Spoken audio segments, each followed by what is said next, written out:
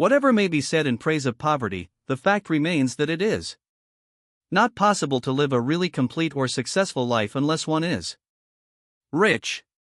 No man can rise to his greatest possible height in talent or soul development unless he has plenty of money, for to unfold the soul and to develop talent he must have many things to use, and he cannot have these things unless he has money to buy them with.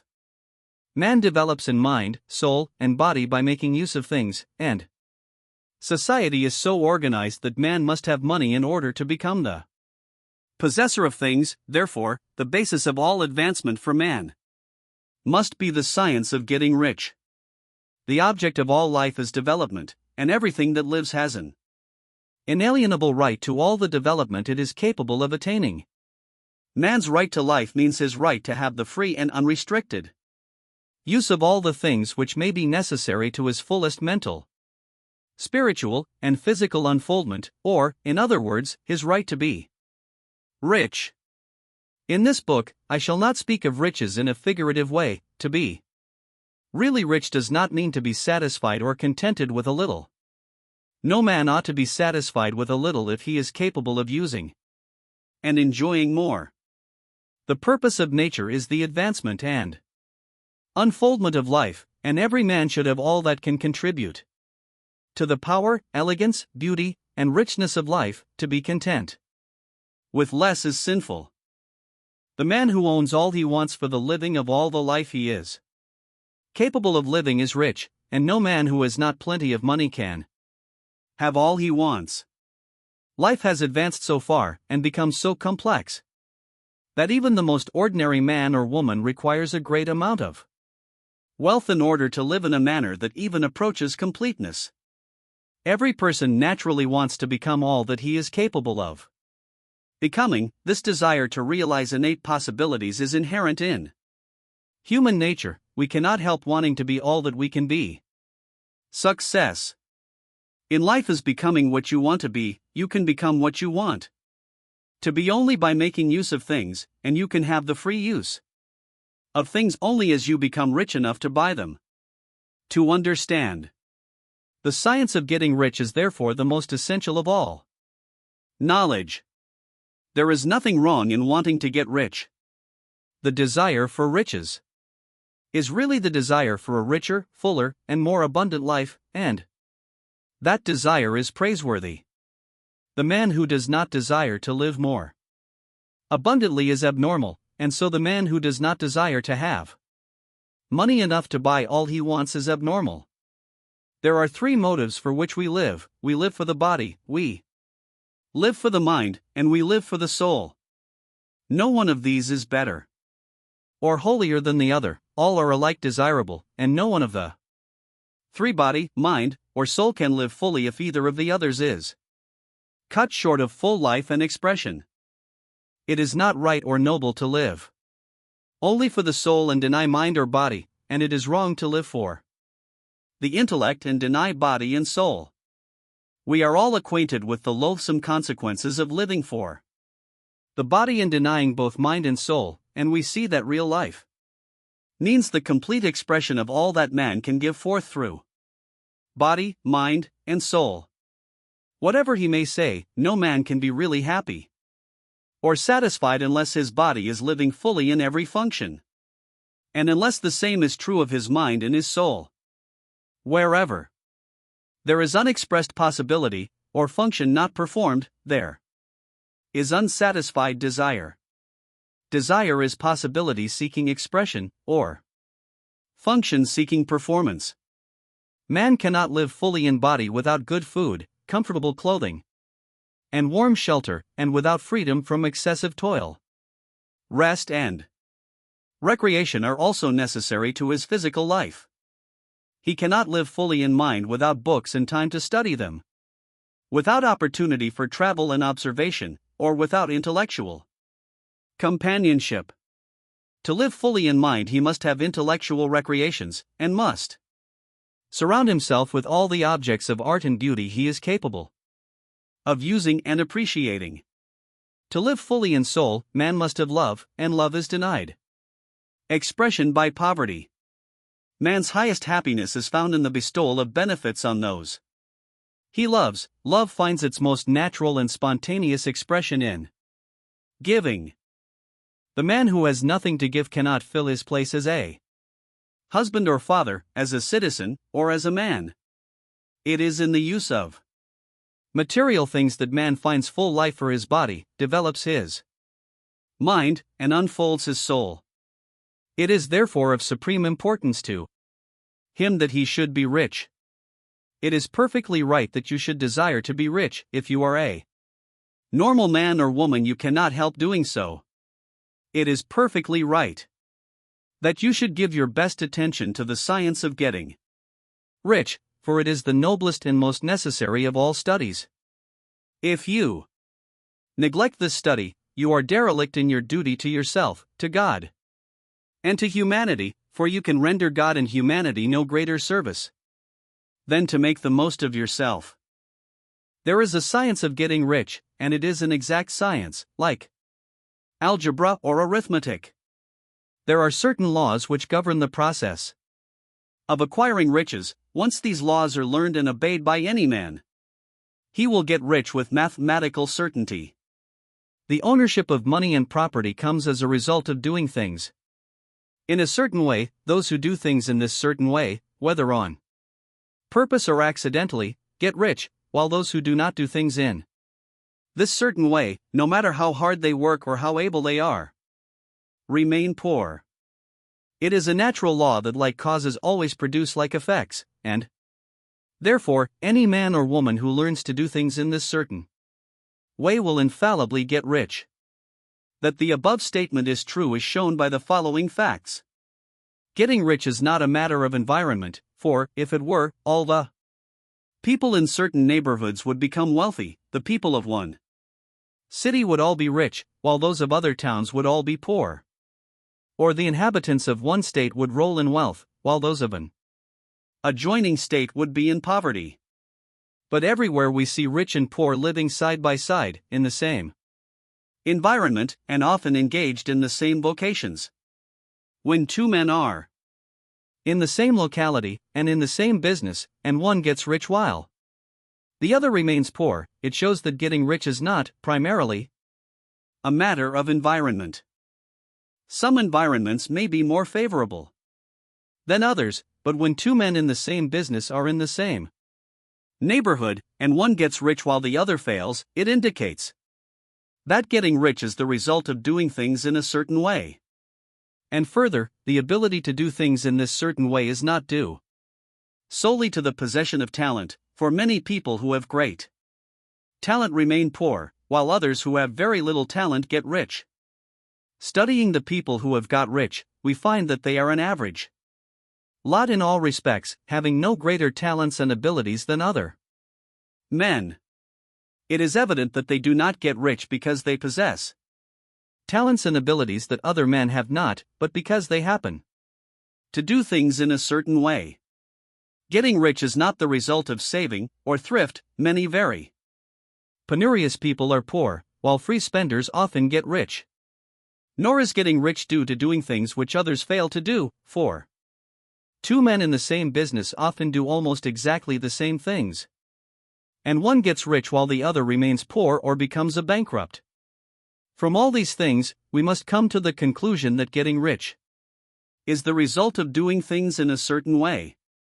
If getting rich is the result of doing things in a certain way, and if like causes always produce like effects, then any man or woman who can do things in that way can become rich, and the whole matter is brought within the domain of exact science. The question arises here, whether this certain way may not be so difficult that only a few may follow it. This cannot be true, as we have seen, so far as natural ability is concerned. Talented people get rich, and blockheads get rich. Intellectually brilliant people get rich, and very stupid people get rich. Physically strong people get rich, and weak and sickly people get rich. Some degree of ability to think and understand is, of course, essential, but in so far as natural ability is concerned, any man or woman who has sense enough to read and understand these words can certainly get rich. Also, we have seen that it is not a matter of environment. Location counts for something. One would not go to the heart of the Sahara and expect to do successful business. Getting rich involves the necessity of dealing with men and of being where there are people to deal with, and if these people are inclined to deal in the way you want to deal, so much the better. But that is about as far as environment goes. If anybody else in your town can get rich, so can you, and if anybody else in your state can get rich, so can you. Again, it is not a matter of choosing some particular business or profession. People get rich in every business, and in every profession, while their next-door neighbors in the same vocation remain in poverty. It is true that you will do best in a business which you like, and which is congenial to you, and if you have certain talents which are well developed, you will do best in a business which calls for the exercise of those talents. Also, you will do best in a business which is suited to your locality. An ice cream parlor would do better in a warm climate than in Greenland, and a salmon fishery will succeed better in the Northwest than in Florida, where there are no salmon. But, aside from these general limitations, getting rich is not dependent upon your engaging in some particular business, but upon your learning to do things in a certain way. If you are now in business, and anybody else in your locality is getting rich in the same business, while you are not getting rich, it is because you are not doing things in the same way that the other person is doing them. No one is prevented from getting rich by lack of capital.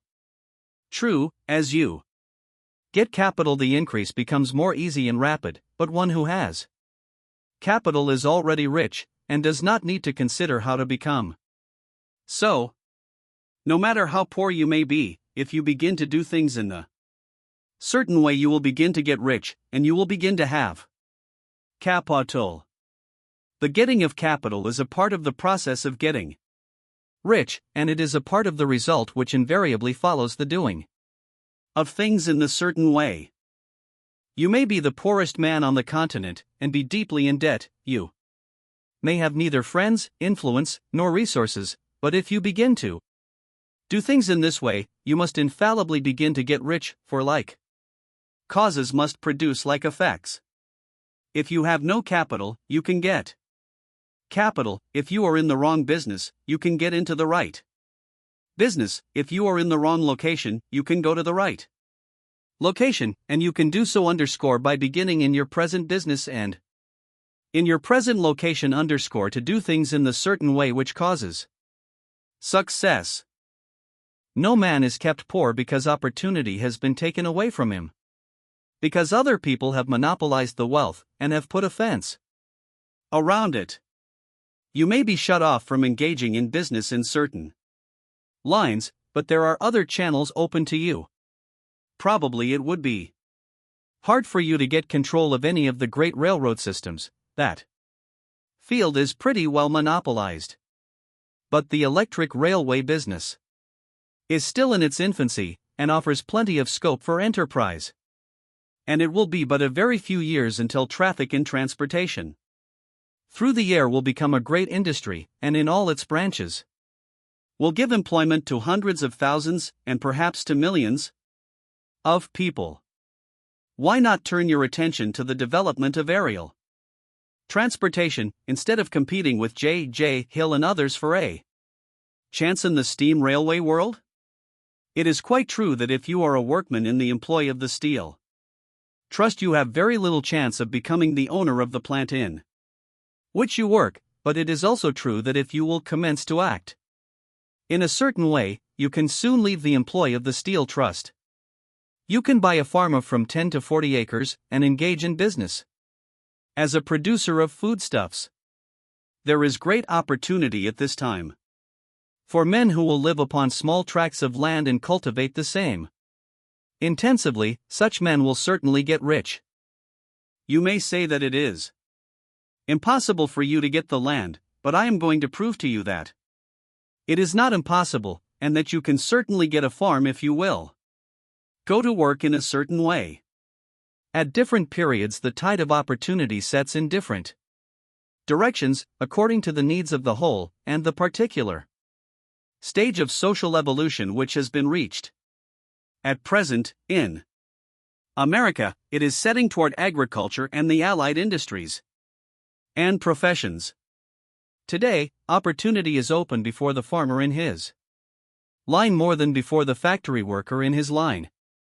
It is open before the businessman who supplies the farmer more than before the one who supplies the factory worker, and before the professional man who waits upon the farmer more than before the one who serves the working class.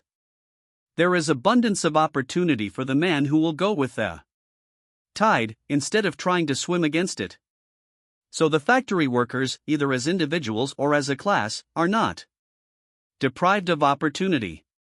The workers are not being kept down by their masters, they are not being ground by the trusts and combinations of capital. As a class, they are where they are because they do not do things in a certain way.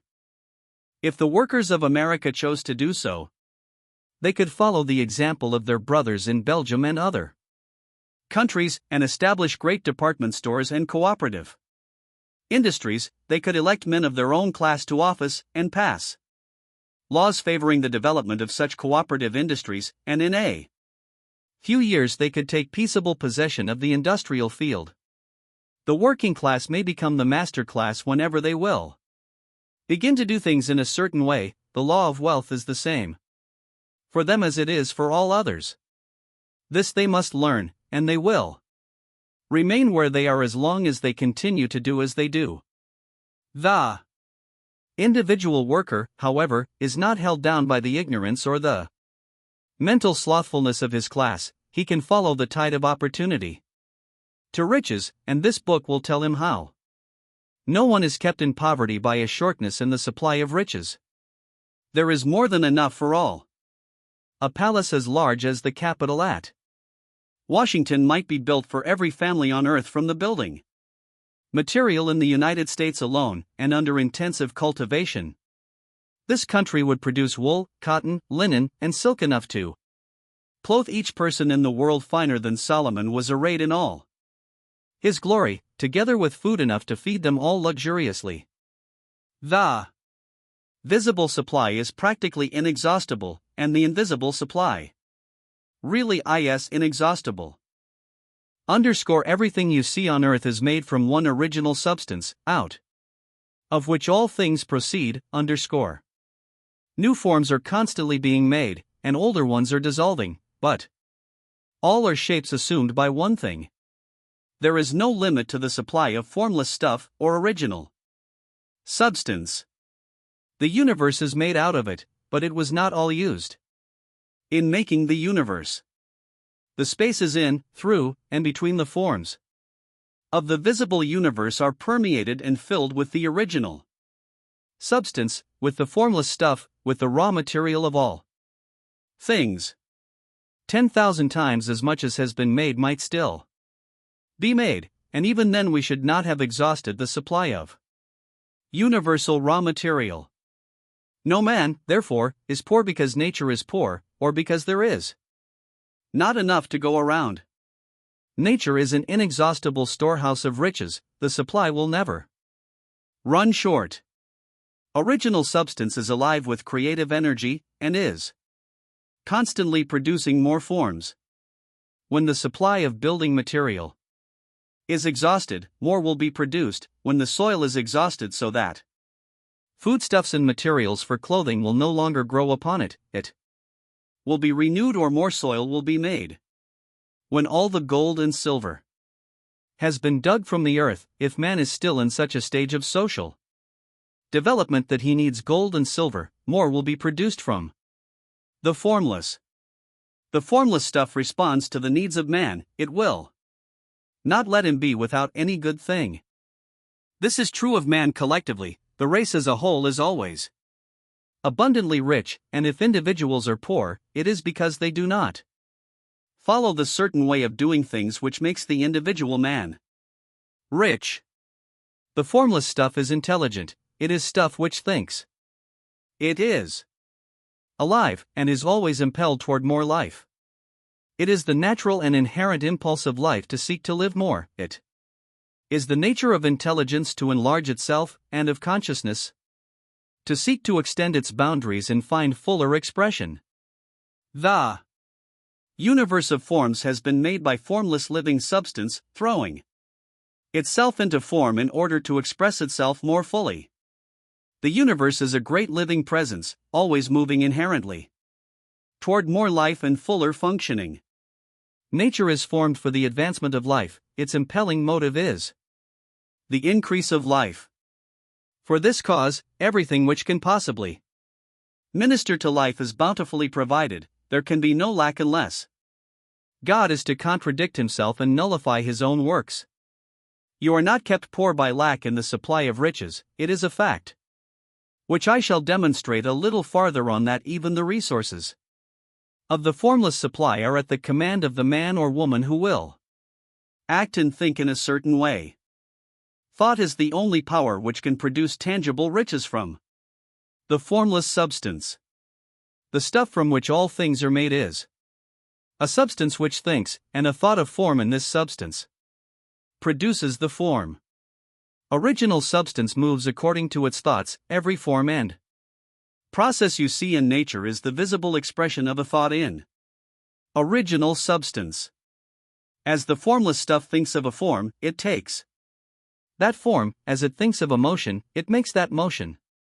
That is the way all things were created. We live in a thought world, which is part of a thought universe.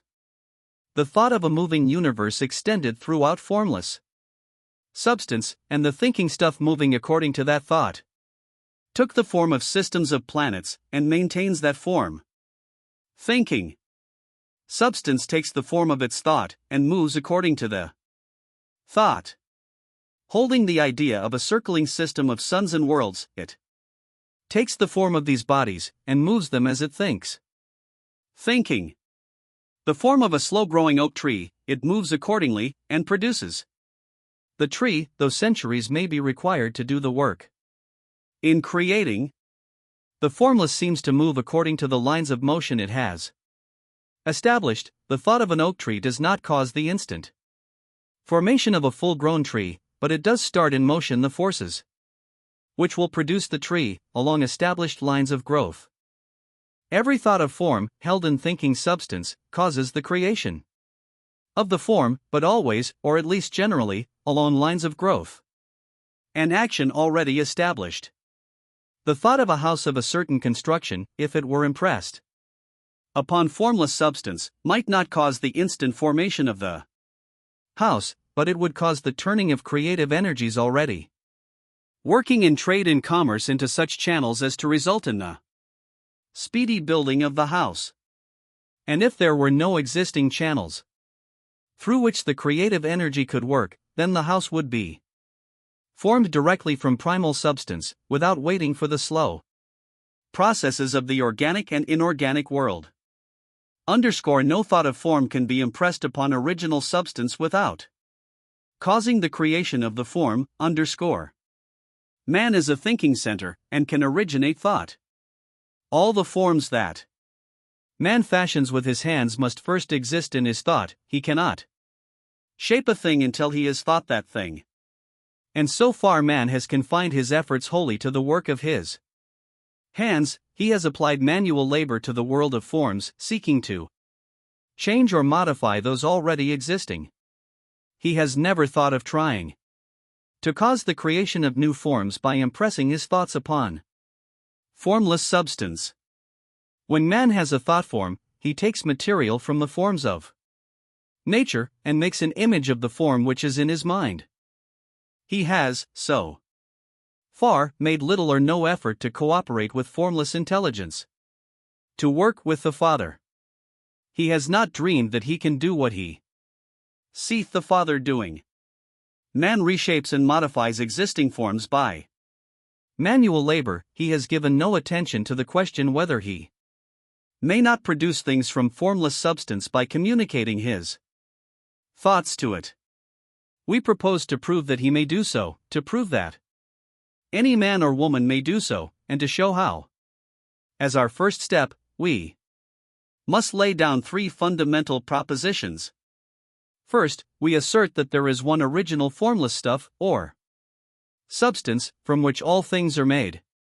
All the seemingly many elements are but different presentations of one element, all the many forms found in organic and inorganic nature are but different shapes, made from the same stuff. And this stuff is thinking stuff. A thought held in it produces the form of the thought. Thought, in thinking substance, produces shapes. Man is a thinking center, capable of original thought. If man can communicate his thought to original thinking substance, he can cause the creation, or formation, of the thing he thinks about. To summarize this, there is a thinking stuff from which all things are made, and which, in its original state, permeates, penetrates, and fills the interspaces of the universe. A thought, in this substance, produces the thing that is imaged by the thought. Man can form things in his thought, and, by impressing his thought upon formless substance, can cause the thing he thinks about to be created. It may be asked if I can prove these statements, and without going into details, I answer that I can do so, both by logic and experience. Reasoning back from the phenomena of form and thought, I come to one original thinking substance, and reasoning forward from this thinking substance, I come to man's power to cause the formation of the thing he thinks about. And by experiment, I find the reasoning true, and this is my strongest proof.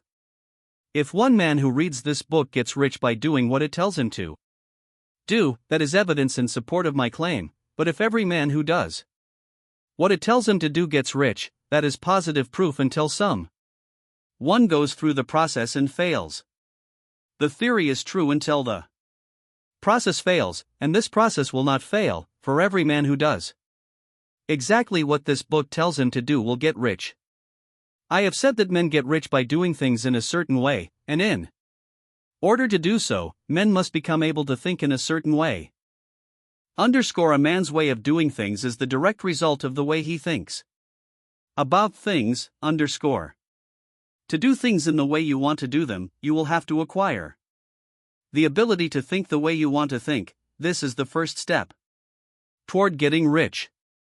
To think what you want to think is to think truth, regardless of appearances. Every man has the natural and inherent power to think what he wants to think, but it requires far more effort to do so than it does to think the thoughts which are suggested by appearances. To think according to appearances is easy, to think truth regardless of appearances is laborious, and requires the expenditure of more power than any other work man is called upon to perform. There is no labor from which most people shrink as they do from that of sustained and consecutive thought. It is the hardest work in the world. This is especially true when truth is contrary to appearances. Every appearance in the visible world tends to produce a corresponding form in the mind which observes it, and this can only be prevented by holding the thought of the truth. To look upon the appearance of disease will produce the form of disease in your own mind, and ultimately in your body, unless you hold the thought of the truth, which is that there is no disease, it is only an appearance, and the reality is health. To look upon the appearances of poverty will produce corresponding forms in your own mind, unless you hold to the truth that there is no poverty, there is only abundance. To think health when surrounded by the appearances of disease, or to think riches when in the midst of appearances of poverty, requires power, but he who acquires this power becomes a mastermind. He can conquer fate, he can have what he wants. This power can only be acquired by getting hold of the basic fact which is behind all appearances, and that fact is that there is one thinking substance, from which and by which all things are made. Then we must grasp the truth that every thought held in this substance becomes a form, and that man can so impress his thoughts upon it as to cause them to take form and become visible things. When we realize this, we lose all doubt and fear, for we know that we can create what we want to create, we can get what we want to have, and can become what we want to be. As a first step toward getting rich, you must believe the 3 fundamental statements given previously in this chapter, and in order to emphasize them, I repeat them here. There is a thinking stuff from which all things are made, and which, in its original state, permeates, penetrates, and fills the interspaces of the universe. A thought, in this substance, produces the thing that is imaged by the thought.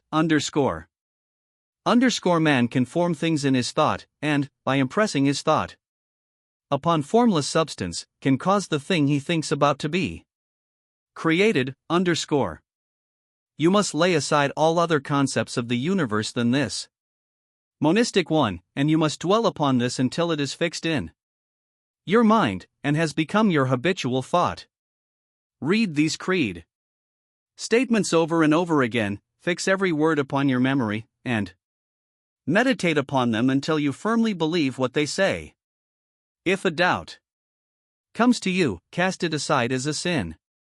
Do not listen to arguments against this idea, do not go to churches or lectures where a contrary concept of things is taught or preached. Do not read magazines or books which teach a different idea. If you get mixed up in your faith, all your efforts will be in vain. Do not ask why these things are true, nor speculate as to how they can be true, simply take them on trust. The science of getting rich begins with the absolute acceptance of this faith. You must get rid of the last vestige of the old idea that there is a deity whose will it is that you should be poor, or whose purposes may be served by keeping you in poverty. The intelligent substance which is all, and in all, and which lives in all and lives in you, is a consciously living substance. Being a consciously living substance, it must have the natural and inherent desire of every living intelligence for increase of life. Every living thing must continually seek for the enlargement of its life, because life, in the mere act of living, must increase itself. A seed, dropped into the ground, springs into activity, and in the act of living produces 100 more seeds. Life, by living, multiplies itself. It is forever becoming more, it must do so, if it continues to be at all. Intelligence is under this same necessity for continuous increase. Every thought we think makes it necessary for us to think another thought. Consciousness is continually expanding. Every fact we learn leads us to the learning of another fact. Knowledge is continually increasing. Every talent we cultivate brings to the mind the desire to cultivate another talent. We are subject to the urge of life, seeking expression, whichever drives us on to know more, to do more, and to be more. In order to know more, do more, and be more, we must have more. We must have things to use, for we learn, and do, and become only by using things. We must get rich, so that we can live more. The desire for riches is simply the capacity for larger life-seeking fulfillment. Every desire is the effort of an unexpressed possibility to come into action. It is power seeking to manifest which causes desire. That which makes you want more money is the same as that which makes the plant grow. It is life, seeking fuller expression. The one living substance must be subject to this inherent law of all life. It is permeated with the desire to live more. That is why it is under the necessity of creating things. The one substance desires to live more in you, hence it wants you to have all the things you can use. It is the desire of God that you should get rich. He wants you to get rich because He can express Himself better through you if you have plenty of things to use in giving Him expression. He can live more in you if you have unlimited command of the means of life. The universe desires you to have everything you want to have. Nature is friendly to your plans. Everything is naturally for you. Make up your mind that this is true. It is essential, however, that underscore your purpose should harmonize with the purpose that is in all underscore. You must want real life, not mere pleasure or sensual gratification. Life is the performance of function, and the individual really lives only when he performs every function, physical, mental, and spiritual, of which he is capable, without excess in any. You do not want to get rich in order to live swinishly, for the gratification of animal desires, that is not life.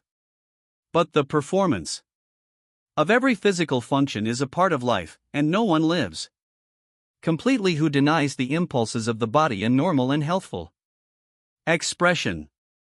You do not want to get rich solely to enjoy mental pleasures, to get knowledge, to gratify ambition, to outshine others, to be famous.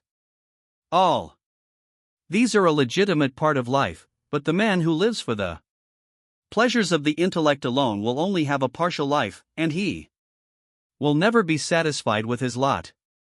You do not want to get rich solely for the good of others, to lose yourself for the salvation of mankind, to experience the joys of philanthropy and sacrifice. The joys of the soul are only a part of life, and they are no better or nobler than any other part.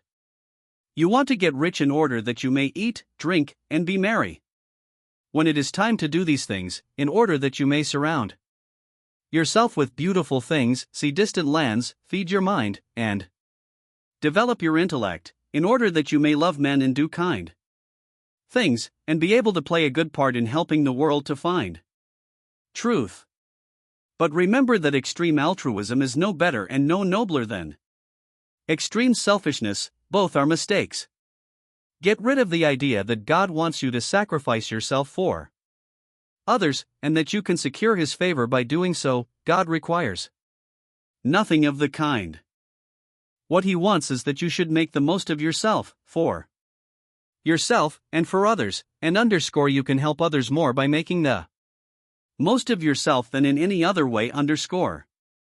You can make the most of yourself only by getting rich, so it is right and praiseworthy that you should give your first and best thought to the work of acquiring wealth. Remember, however, that the desire of substance is for all, and its movements must be for more life to all. It cannot be made to work for less life to any, because it is equally in all, seeking riches in life. Intelligent substance will make things for you, but it will not take things away from someone else and give them to you. You must get rid of the thought of competition. You are to create, not to compete for what is already created. You do not have to take anything away from anyone. You do not have to drive sharp bargains. You do not have to cheat, or to take advantage. You do not need to let any man work for you for less than he earns. You do not have to covet the property of others, or to look at it with wishful eyes. No man has anything of which you cannot have the like, and that without taking what he has away from him. You are to become a creator, not a competitor. You are going to get what you want, but in such a way that when you get it, every other man will have more than he has now. I am aware that there are men who get a vast amount of money by proceeding in direct opposition to the statements in the paragraph above, and may add a word of explanation here. Men of the plutocratic type, who become very rich, do so sometimes purely by their extraordinary ability on the plane of competition, and sometimes they unconsciously relate themselves to substance in its great purposes and movements for the general racial upbuilding through industrial evolution. Rockefeller, Carnegie, Morgan, et al. Have been the unconscious agents of the supreme and the necessary work of systematizing and organizing productive industry, and in the end, their work will contribute immensely toward increased life for all. Their day is nearly over. They have organized production, and will soon be succeeded by the agents of the multitude, who will organize the machinery of distribution. The multimillionaires are like the monster reptiles of the prehistoric eras. They play a necessary part in the evolutionary process, but the same power which produced them will dispose of them. And it is well to bear in mind that they have never been really rich. A record of the private lives of most of this class will show that they have really been the most abject and wretched of the poor. Riches secured on the competitive plane are never satisfactory and permanent. They are yours today and another's tomorrow. Remember, if you are to become rich in a scientific and certain way, you must rise entirely out of the competitive thought. You must never think for a moment that the supply is limited. Just as soon as you begin to think that all the money is being cornered and controlled by bankers and others, and that you must exert yourself to get laws passed to stop this process, and so on, in that moment you drop into the competitive mind, and your power to cause creation is gone for the time being, and what is worse, you will probably arrest the creative movements you have already instituted. Know that there are countless millions of dollars worth of gold in the mountains of the earth, not yet brought to light, and know that if there were not, more would be created from thinking substance to supply your needs. Know that the money you need will come, even if it is necessary for 1,000 men to be led to the discovery of new gold mines tomorrow. Never look at the visible supply, look always at the limitless riches in formless substance, and know that they are coming to you as fast as you can receive and use them. Nobody, by cornering the visible supply, can prevent you from getting what is yours. So never allow yourself to think for an instant that all the best building spots will be taken before you get ready to build your house. Unless you hurry.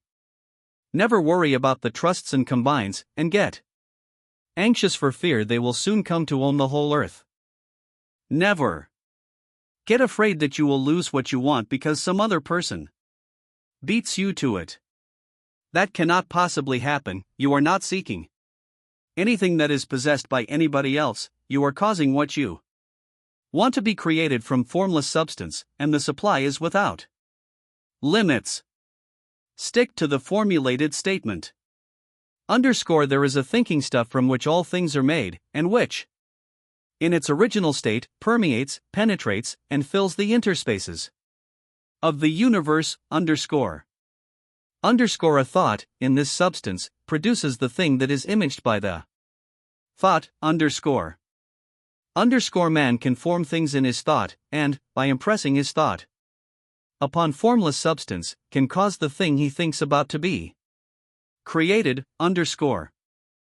When I say that you do not have to drive sharp bargains, I do not mean that you do not have to drive any bargains at all, or that you are above the necessity for having any dealings with your fellow men.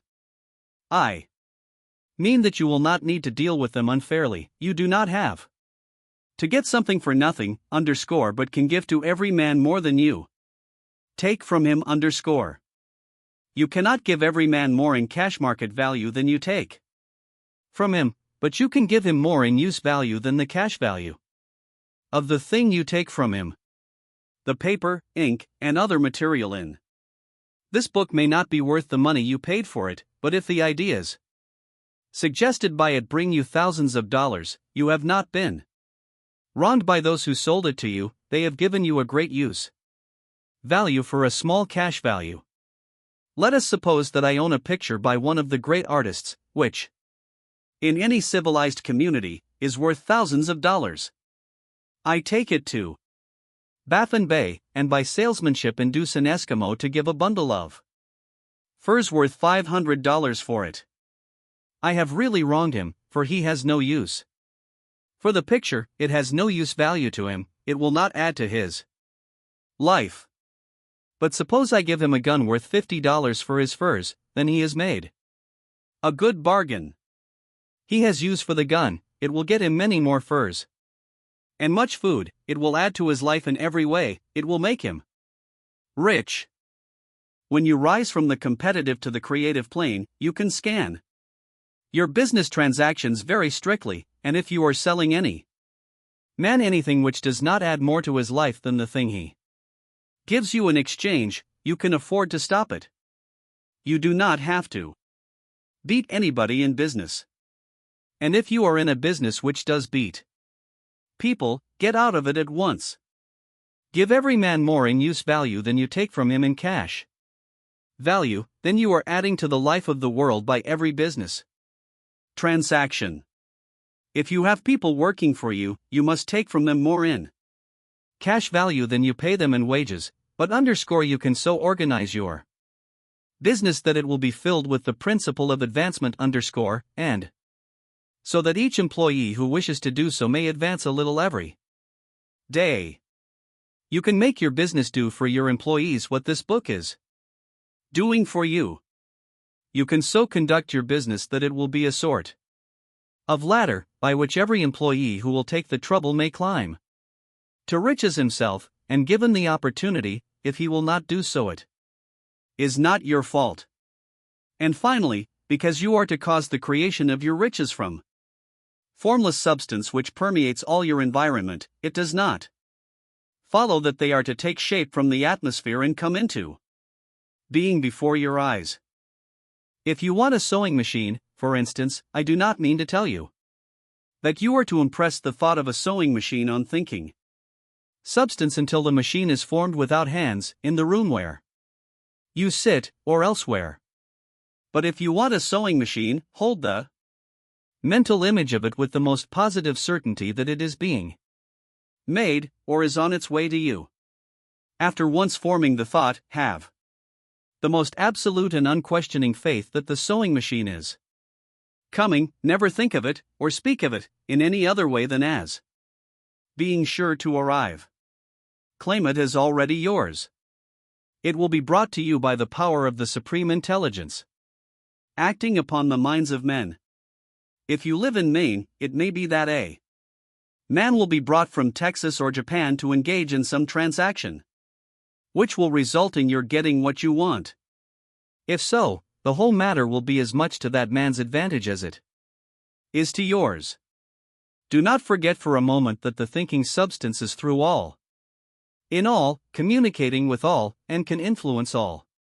The desire of thinking substance for fuller life and better living has caused the creation of all the sewing machines already made, and it can cause the creation of millions more, and will, whenever men set it in motion by desire and faith, and by acting in a certain way.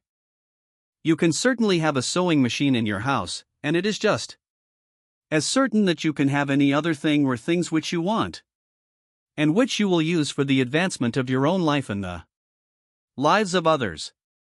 You need not hesitate about asking largely, it is your Father's pleasure to give you the kingdom, said Jesus. Original substance wants to live all that is possible in you, and wants you to have all that you can or will use for the living of the most abundant life. If you fix upon your consciousness the fact that the desire you feel for the possession of riches is one with the desire of omnipotence for more complete expression, your faith becomes invincible.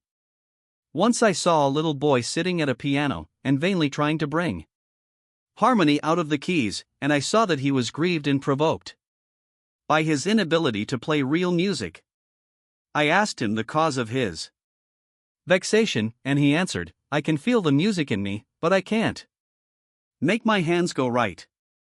The music in him was the urge of original substance, containing all the possibilities of all life. All that there is of music was seeking expression through the child.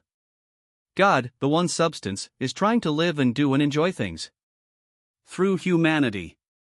He is saying, I want hands to build wonderful structures, to play divine harmonies, to paint glorious pictures. I want feet to run my errands, eyes to see my beauties, tongues to tell mighty truths and to sing marvelous songs, and so on.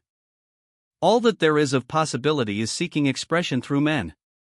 God wants those who can play music to have pianos and every other instrument, and to have the means to cultivate their talents to the fullest extent. He wants those who can appreciate beauty to be able to surround themselves with beautiful things. He wants those who can discern truth to have every opportunity to travel and observe. He wants those who can appreciate dress to be beautifully clothed, and those who can appreciate good food to be luxuriously fed.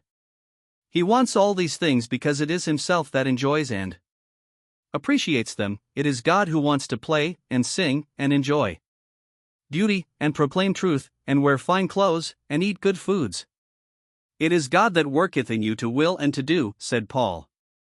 The desire you feel for riches is the infinite, seeking to express himself in you as he sought to find expression in the little boy at the piano.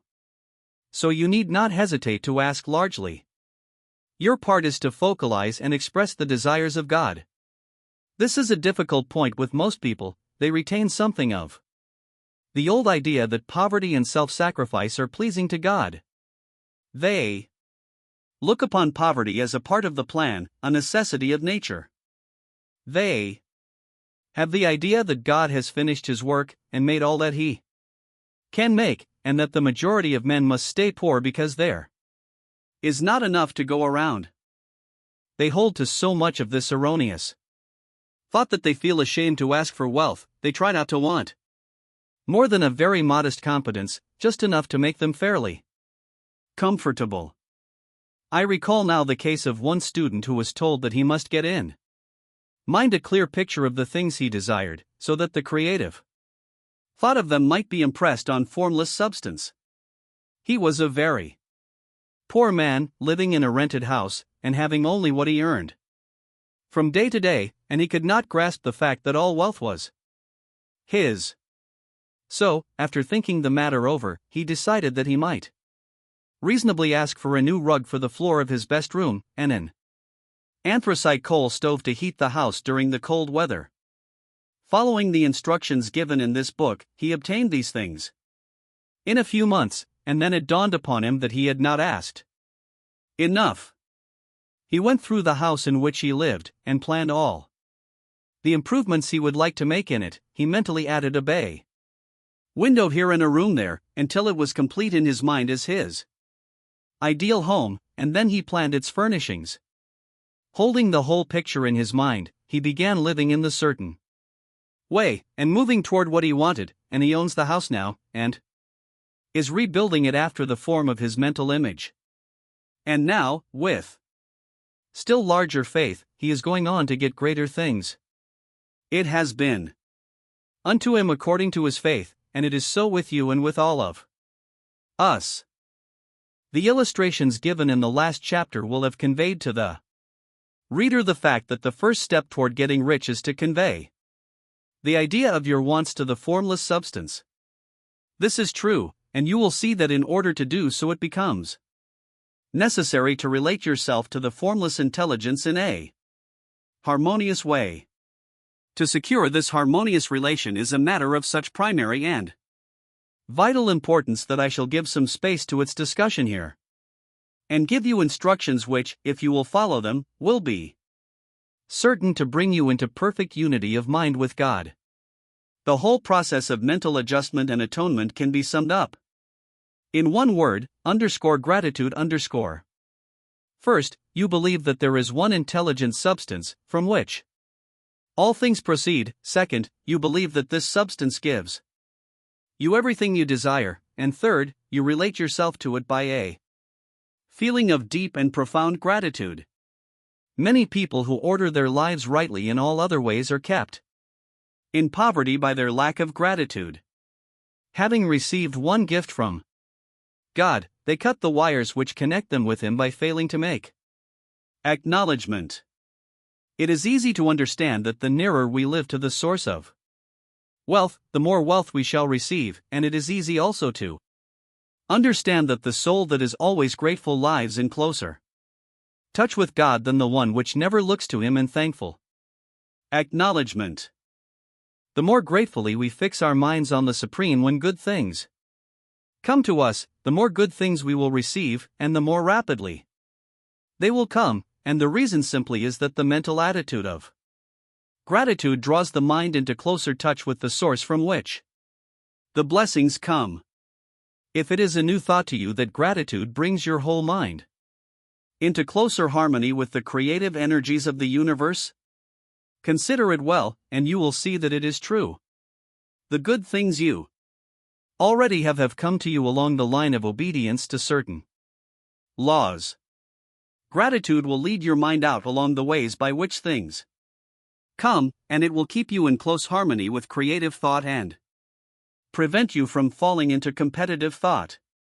Gratitude alone can keep you looking toward the all, and prevent you from falling into the error of thinking of the supply is limited, and to do that would be fatal to your hopes. There is a law of gratitude, and it is absolutely necessary that you should observe the law, if you are to get the results you seek.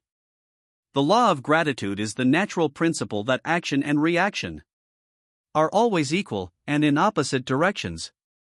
The grateful outreaching of your mind in thankful praise to the Supreme underscore is a liberation or expenditure of force, it cannot fail to reach that to which it is addressed, and the reaction is an instantaneous movement toward you underscore.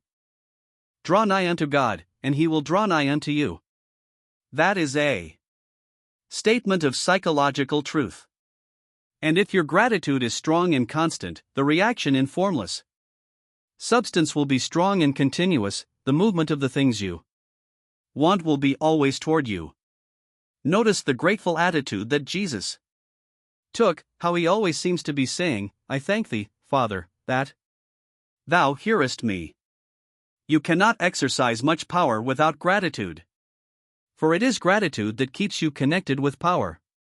But the value of gratitude does not consist solely in getting you more blessings in the future. Without gratitude, you cannot long keep from dissatisfied thought regarding things as they are. The moment you permit your mind to dwell with dissatisfaction upon things as they are, you begin to lose ground. You fix attention upon the common, the ordinary, the poor, and the squalid and mean, and your mind takes the form of these things.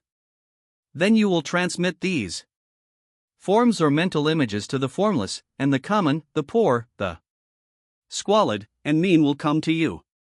To permit your mind to dwell upon the inferior is to become inferior, and to surround yourself with inferior things.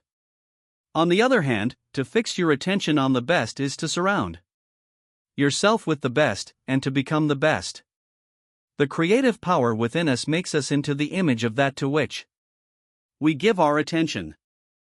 We are thinking substance, and thinking substance always takes the form of that which it thinks about. The grateful mind is constantly fixed upon the best, therefore it tends to become the best, it takes the form or character of the best, and will receive the best. Also, faith is born of gratitude. The grateful mind continually expects good things, and expectation becomes faith. The reaction of gratitude upon one's own mind produces faith, and every outgoing wave of grateful thanksgiving increases faith. He who has no feeling of gratitude cannot long retain a living faith, and without a living faith you cannot get rich by the creative method, as we shall see in the following chapters. It is necessary, then, to cultivate the habit of being grateful for every good thing that comes to you, and to give thanks continuously. And because all things have contributed to your advancement, you should include all things in your gratitude. Do not waste time thinking or talking about the shortcomings or wrong actions of plutocrats or trust magnates. Their organization of the world has made your opportunity, all you get really comes to you because of them. Do not rage against corrupt politicians, if it were not for politicians. We should fall into anarchy, and your opportunity would be greatly lessened. God has worked a long time and very patiently to bring us up to where we are in industry and government, and He is going right on with His work. There is not the least doubt that He will do away with plutocrats, trust magnates, captains of industry, and politicians as soon as they can be spared, but in the meantime, behold, they are all very good. Remember that they are all helping to arrange the lines of transmission along which your riches will come to you, and be grateful to them all. This will bring you into harmonious relations with the good in everything, and the good in everything will move toward you. Turn back to chapter 6, and read again the story of the man who formed a mental image of his house, and you will get a fair idea of the initial step toward getting rich. You must form a clear and definite mental picture of what you want. You cannot transmit an idea unless you have it yourself. You must have it before you can give it, and many people fail to impress thinking substance because they have themselves only a vague and misty concept of the things they want to do, to have, or to become. It is not enough that you should have a general desire for wealth to do good with. Everybody has that desire. It is not enough that you should have a wish to travel, see things, live more, etc. Everybody has those desires also. If you were going to send a wireless message to a friend, you would not send the letters of the alphabet in their order, and let him construct the message for himself, nor would you take words at random from the dictionary. You would send a coherent sentence, one which meant something. When you try to impress your wants upon substance, remember that it must be done by a coherent statement. You must know what you want, and be definite. You can never get rich, or start the creative power into action, by sending out unformed longings and vague desires. Go over your desires just as the man I have described went over his house. See just what you want, and get a clear mental picture of it as you wish it to look when you get it. That clear mental picture you must have continually in mind, as the sailor has in mind the port toward which he is sailing the ship. You must keep your face toward it all the time. You must no more lose sight of it than the steersman loses sight of the compass. It is not necessary to take exercises in concentration, nor to set apart special times for prayer and affirmation, nor to go into the silence, nor to do occult stunts of any kind. These things are well enough, but all you need is to know what you want, and to want it badly enough so that it will stay in your thoughts. Spend as much of your leisure time as you can in contemplating your picture, but no one needs to take exercises to concentrate his mind on a thing which he really wants. It is the things you do not really care about which require effort to fix your attention upon them. And unless you really want to get rich, so that the desire is strong enough to hold your thoughts directed to the purpose as the magnetic pole holds the needle of the compass, it will hardly be worthwhile for you to try to carry out the instructions given in this book. The methods herein set forth are for people whose desire for riches is strong enough to overcome mental laziness and the love of ease, and make them work. The more clear and definite you make your picture, then, and the more you dwell upon it, bringing out all its delightful details, the stronger your desire will be, and the stronger your desire, the easier it will be to hold your mind fixed upon the picture of what you want. Something more is necessary, however, than merely to see the picture clearly. If that is all you do, you are only a dreamer, and will have little or no power for accomplishment. Behind your clear vision must be the purpose to realize it, to bring it out in tangible expression. And behind this purpose must be an invincible and unwavering faith that the thing is already yours, that it is at hand and you have only to take possession of it. Liven the new house, mentally, until it takes form around you. Physically. In the mental realm, enter at once into full enjoyment of the things you want. Whatsoever things ye ask for when ye pray, believe that ye receive them, and ye shall have them, said Jesus. See the things you want as if they were actually around you all the time. See yourself as owning and using them. Make use of them in imagination just as you will use them when they are your tangible possessions. Dwell upon your mental picture until it is clear and distinct, and then take the mental attitude of ownership toward everything in that picture. Take possession of it, in mind, in the full faith that it is actually yours. Hold to this mental ownership, do not waver for an instant in the faith that it is real. And remember what was said in a preceding chapter about gratitude, be As thankful for it all the time as you expect to be when it has taken form. The man who can sincerely thank God for the things which as yet he owns only in imagination, has real faith. He will get rich, he will. 'Cause the creation of whatsoever he wants. You do not need to pray repeatedly for the things you want, it is not necessary to tell God about it every day. Use not vain repetitions as the heathen do, said Jesus to his pupils. For your Father knoweth that ye have need of these things before ye ask him.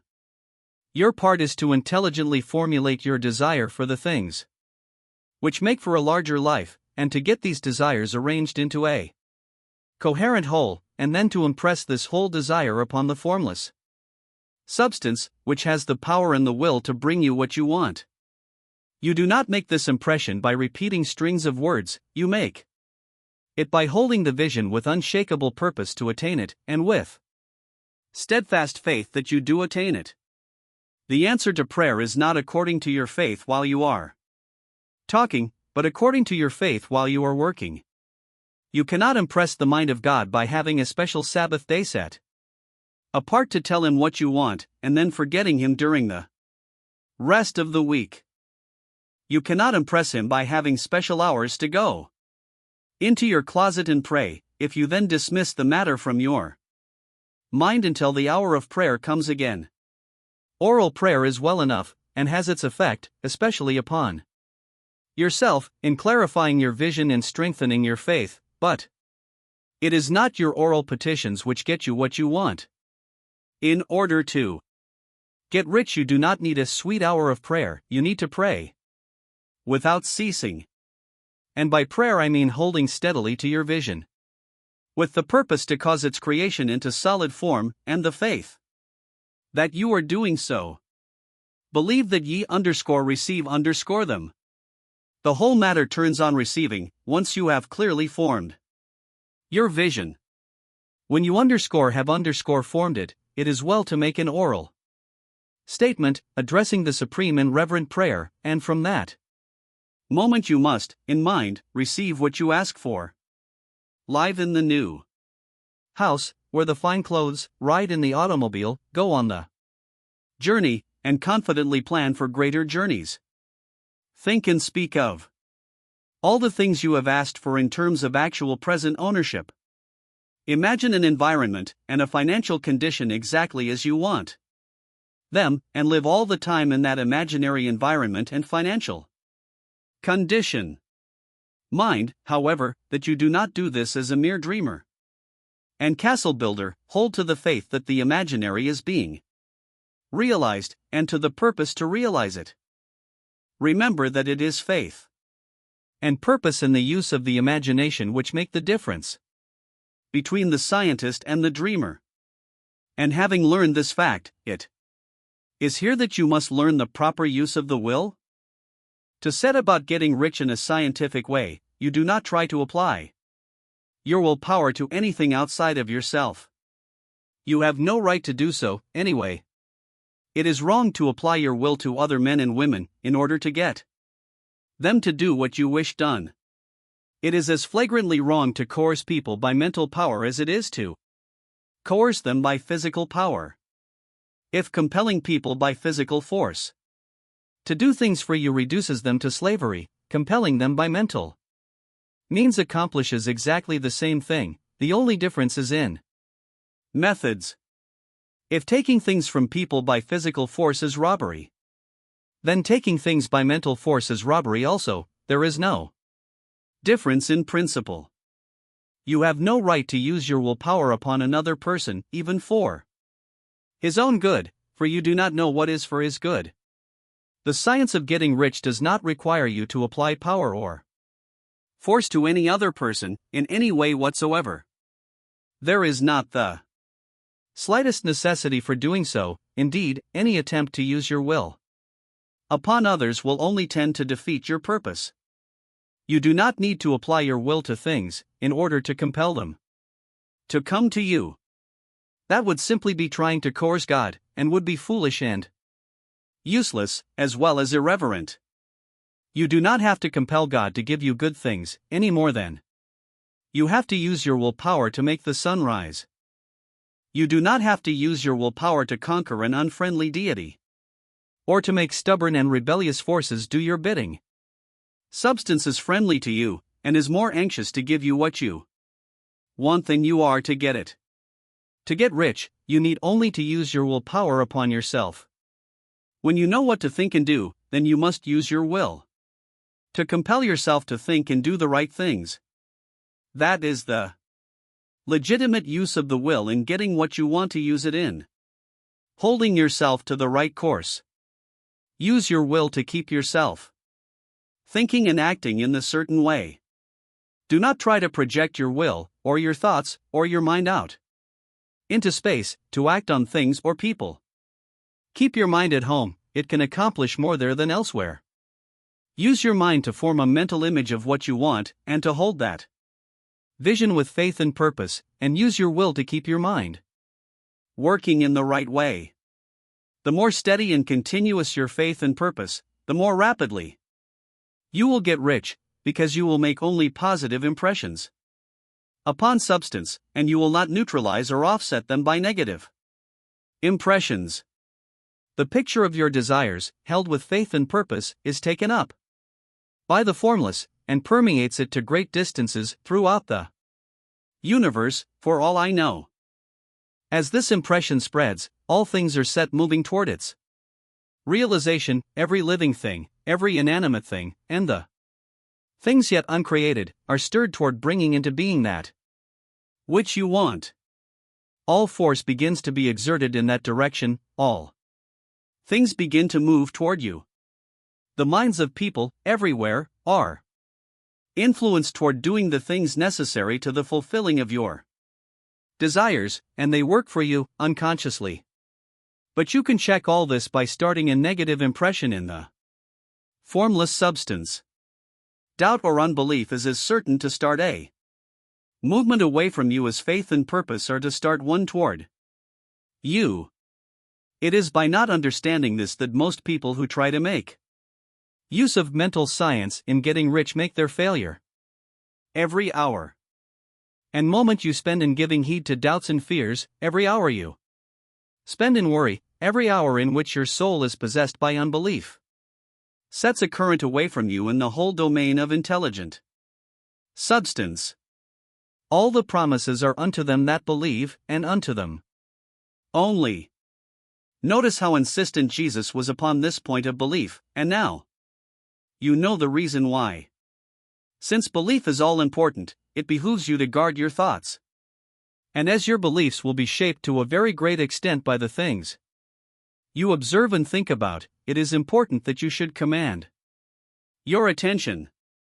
And here the will comes into use, for it is by your will that you determine upon what things your attention shall be fixed. If you want to become rich, you must not make a study of poverty. Things are not brought into being by thinking about their opposites. Health is never to be attained by studying disease and thinking about disease. Righteousness is not to be promoted by studying sin and thinking about sin, and no one ever got rich by studying poverty and thinking about poverty. Medicine as a science of disease has increased disease, religion as a science of sin has promoted sin, and economics as a study of poverty will fill the world with wretchedness and want. Do not talk about poverty, do not investigate it, or concern yourself with it. Never mind what its causes are, you have nothing to do with them. What concerns you is the cure. Do not spend your time in charitable work or charity movements. All charity only tends to perpetuate the wretchedness it aims to eradicate. I do not say that you should be hard-hearted or unkind, and refuse to hear the cry of need, but you must not try to eradicate poverty in any of the conventional ways. Put poverty behind you, and put all that pertains to it behind you, and make good. Get rich, that is the best way you can help the poor. And you cannot hold the mental image which is to make you rich if you fill your mind with pictures of poverty. Do not read books or papers which give circumstantial accounts of the wretchedness of the tenement dwellers, of the horrors of child labor, and so on. Do not read anything which fills your mind with gloomy images of want and suffering. You cannot help the poor in the least by knowing about these things. And the widespread knowledge of them does not tend at all to do away with poverty. What tends to do away with poverty is not the getting of pictures of poverty into your mind, but getting pictures of wealth into the minds of the poor. You are not deserting the poor in their misery when you refuse to allow your mind to be filled with pictures of that misery. Poverty can be done away with, not by increasing the number of well-to-do people who think about poverty, but by increasing the number of poor people who propose with faith to get rich. The poor do not need charity, they need inspiration. Charity only sends them a loaf of bread to keep them alive in their wretchedness, or gives them an entertainment to make them forget for an hour or two, but inspiration will cause them to rise out of their misery. If you want to help the poor, demonstrate to them that they can become rich, prove it by getting rich yourself. The only way in which poverty will ever be banished from this world is by getting a large and constantly increasing number of people to practice the teachings of this book. People must be taught to become rich by creation, not by competition. Every man who becomes rich by competition throws down behind him the ladder by which he rises, and keeps others down, but every man who gets rich by creation opens a way for thousands to follow him and inspires them to do so. You are not showing hardness of heart or an unfeeling disposition when you refuse to pity poverty, see poverty, read about poverty, or think or talk about it, or to listen to those who do talk about it. Use your willpower to keep your mind off the subject of poverty, and to keep it fixed with faith and purpose on the vision of what you want. You cannot retain a true and clear vision of wealth if you are constantly turning your attention to opposing pictures, whether they be external or imaginary. Do not tell of your past troubles of a financial nature. If you have had them, do not think of them at all. Do not tell of the poverty of your parents, or the hardships of your early life. To do any of these things is to mentally class yourself with the poor for the time being, and it will certainly check the movement of things in your direction. Let the dead bury their dead, as Jesus said. Put poverty and all things that pertain to poverty completely behind you. You have accepted a certain theory of the universe as being correct, and are resting all your hopes of happiness on its being correct, and what can you gain by giving heed to conflicting theories? Do not read religious books which tell you that the world is soon coming to an end, and do not read the writings of muckrakers and pessimistic philosophers who tell you that it is going to the devil. The world is not going to the devil, it is going to God. It is a wonderful becoming. True, there may be a good many things in existing conditions which are disagreeable, but what is the use of studying them when they are certainly passing away, and when the study of them only tends to check their passing and keep them with us? Why give time and attention to things which are being removed by evolutionary growth, when you can hasten their removal only by promoting the evolutionary growth as far as your part of it goes? No matter how horrible and seeming may be the conditions in certain countries, sections, or places, you waste your time and destroy your own chances by considering them. You should interest yourself in the world's becoming rich. Think of the riches the world is coming into, instead of the poverty it is growing out of, and bear in mind that the only way in which you can assist the world in growing rich is by growing rich yourself through the creative method, not the competitive one. Give your attention wholly to riches, ignore poverty. Whenever you think or speak of those who are poor, think and speak of them as those who are becoming rich, as those who are to be congratulated rather than pitied. Then they and others will catch the inspiration and begin to search for the way out. Because I say that you are to give your whole time and mind and thought to riches, it does not follow that you are to be sordid or mean. To become really rich is the noblest aim you can have in life, for it includes everything else. On the competitive plane, the struggle to get rich is a godless scramble for power over other men, but when we come into the creative mind, all this is changed. All that is possible in the way of greatness and soul unfoldment, of service and lofty endeavor, comes by way of getting rich. All is made possible by the use of things. If you lack for physical health, you will find that the attainment of it is conditional on your getting rich. Only those who are emancipated from financial worry, and who have the means to live a carefree existence and follow hygienic practices, can have and retain health. Moral and spiritual greatness is possible only to those who are above the competitive battle for existence, and only those who are becoming rich on the plane of creative thought are free from the degrading influences of competition. If your heart is set on domestic happiness, remember that love flourishes best where there is refinement, a high level of thought, and freedom from corrupting influences, and these are to be found only where riches are attained by the exercise of creative thought, without strife or rivalry.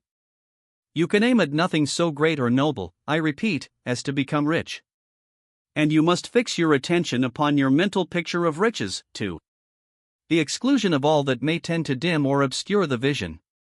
You must learn to see the underlying truth in all things. You must see beneath all seemingly wrong conditions the great one life ever moving forward toward fuller expression and more complete happiness.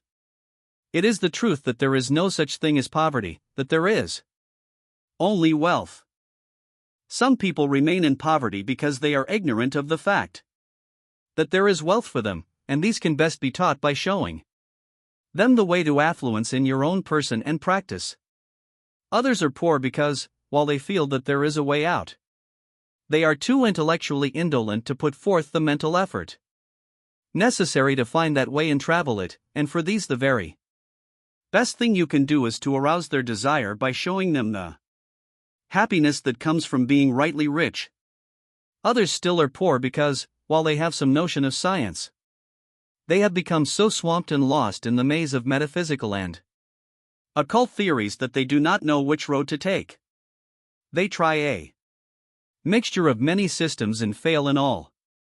For these, again, the very best thing to do is to show the right way in your own person and practice. An ounce of doing things is worth a pound of theorizing. The very best thing you can do for the whole world is to make the most of yourself. You can serve God and man in no more effective way than by getting rich, that is, if you get rich by the creative method, and not by the competitive one.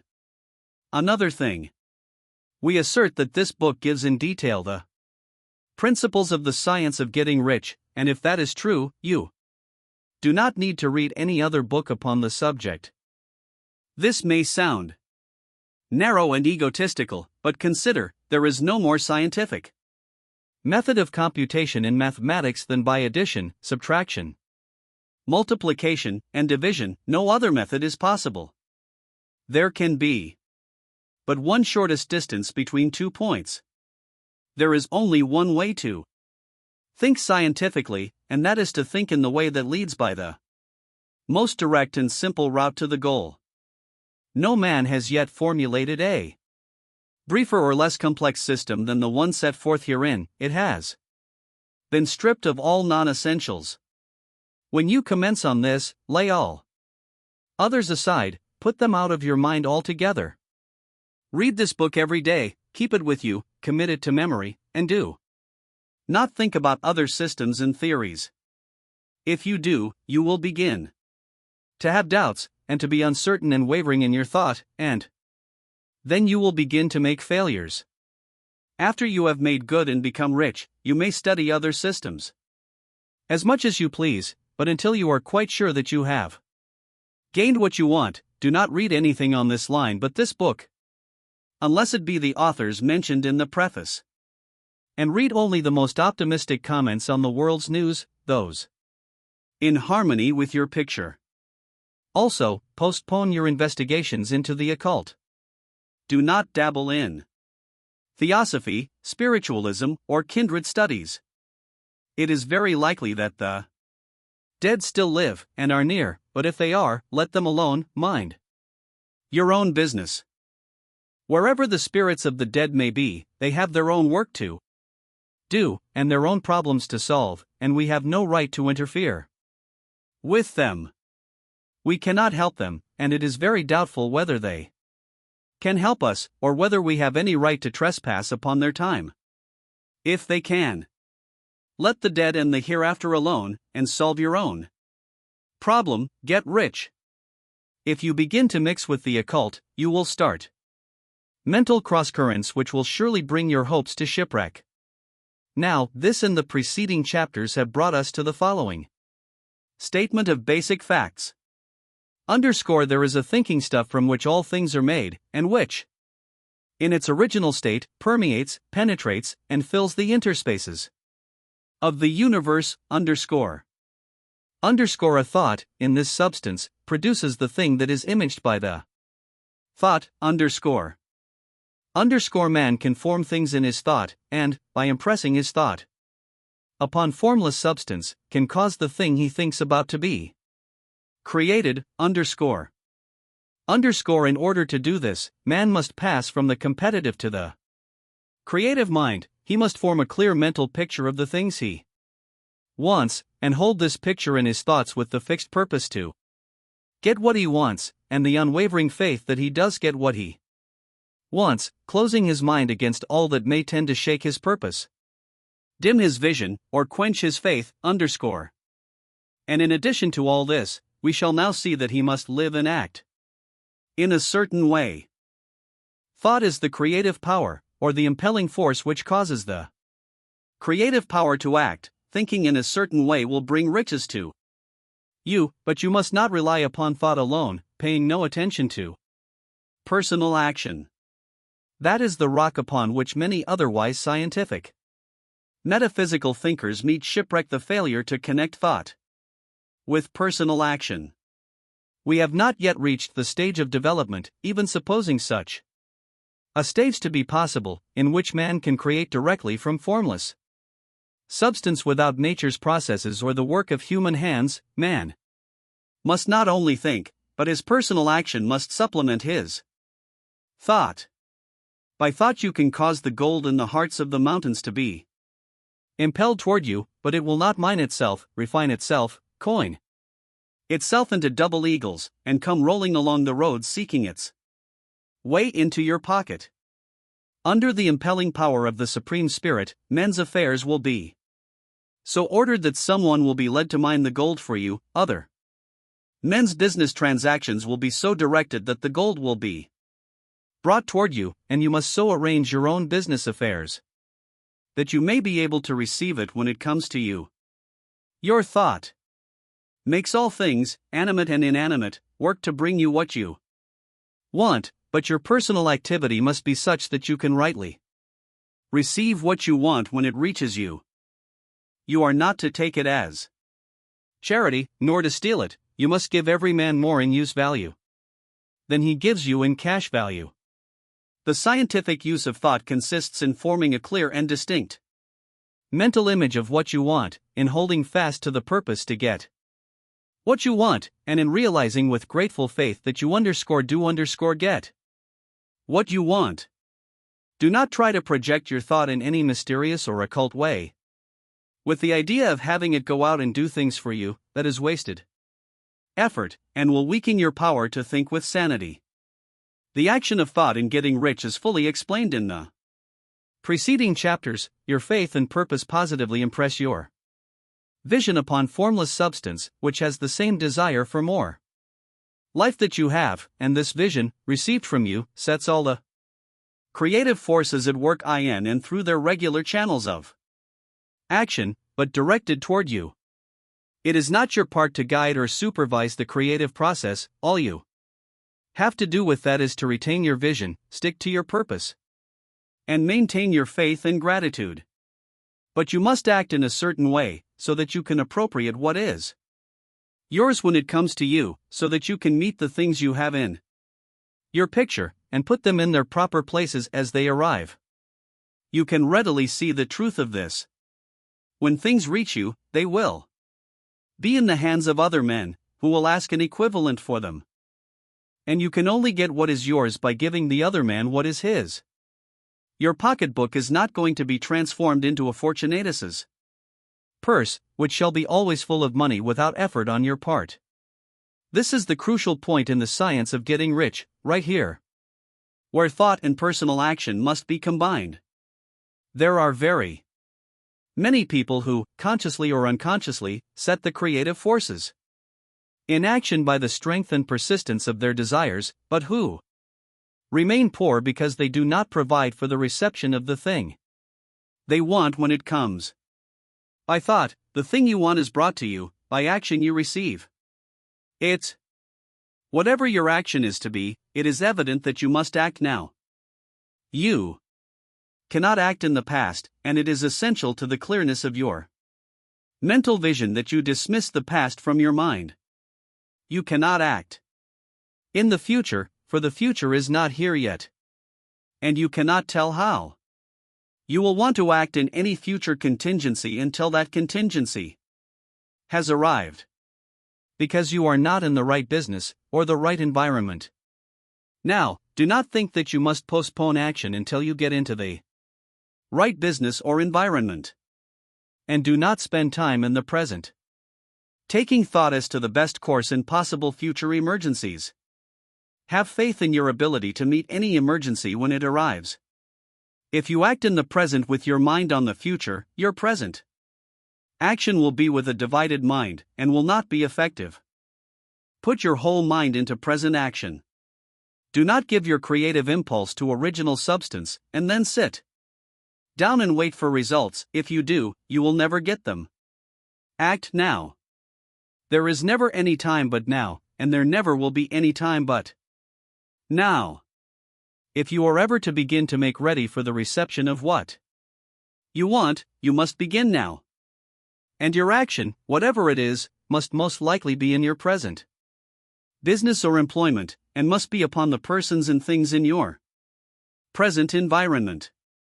You cannot act where you are not, you cannot act where you have been. And you cannot act where you are going to be, you can act only where you are. Do not bother as to whether yesterday's work was well done or ill done, do today's work well. Do not try to do tomorrow's work now, there will be plenty of time to do that when you get to it. Do not try, by occult or mystical means, to act on people or things that are out of your reach. Do not wait for a change of environment before you act, get a change of environment by action. You can so act upon the environment in which you are now, as to cause yourself to be transferred to a better environment. Hold with faith and purpose the vision of yourself in the better environment, but act upon your present environment with all your heart, and with all your strength, and with all your mind. Do not spend any time in daydreaming or castle building, hold to the one vision of what you want, and act now. Do not cast about seeking some new thing to do, or some strange, unusual, or remarkable action to perform as a first step toward getting rich. It is probable that your actions, at least for some time to come, will be those you have been performing for some time past, but you are to begin now to perform these actions in the certain way, which will surely make you rich. If you are engaged in some business, and feel that it is not the right one for you, do not wait until you get into the right business before you begin to act. Do not feel discouraged, or sit down and lament because you are misplaced.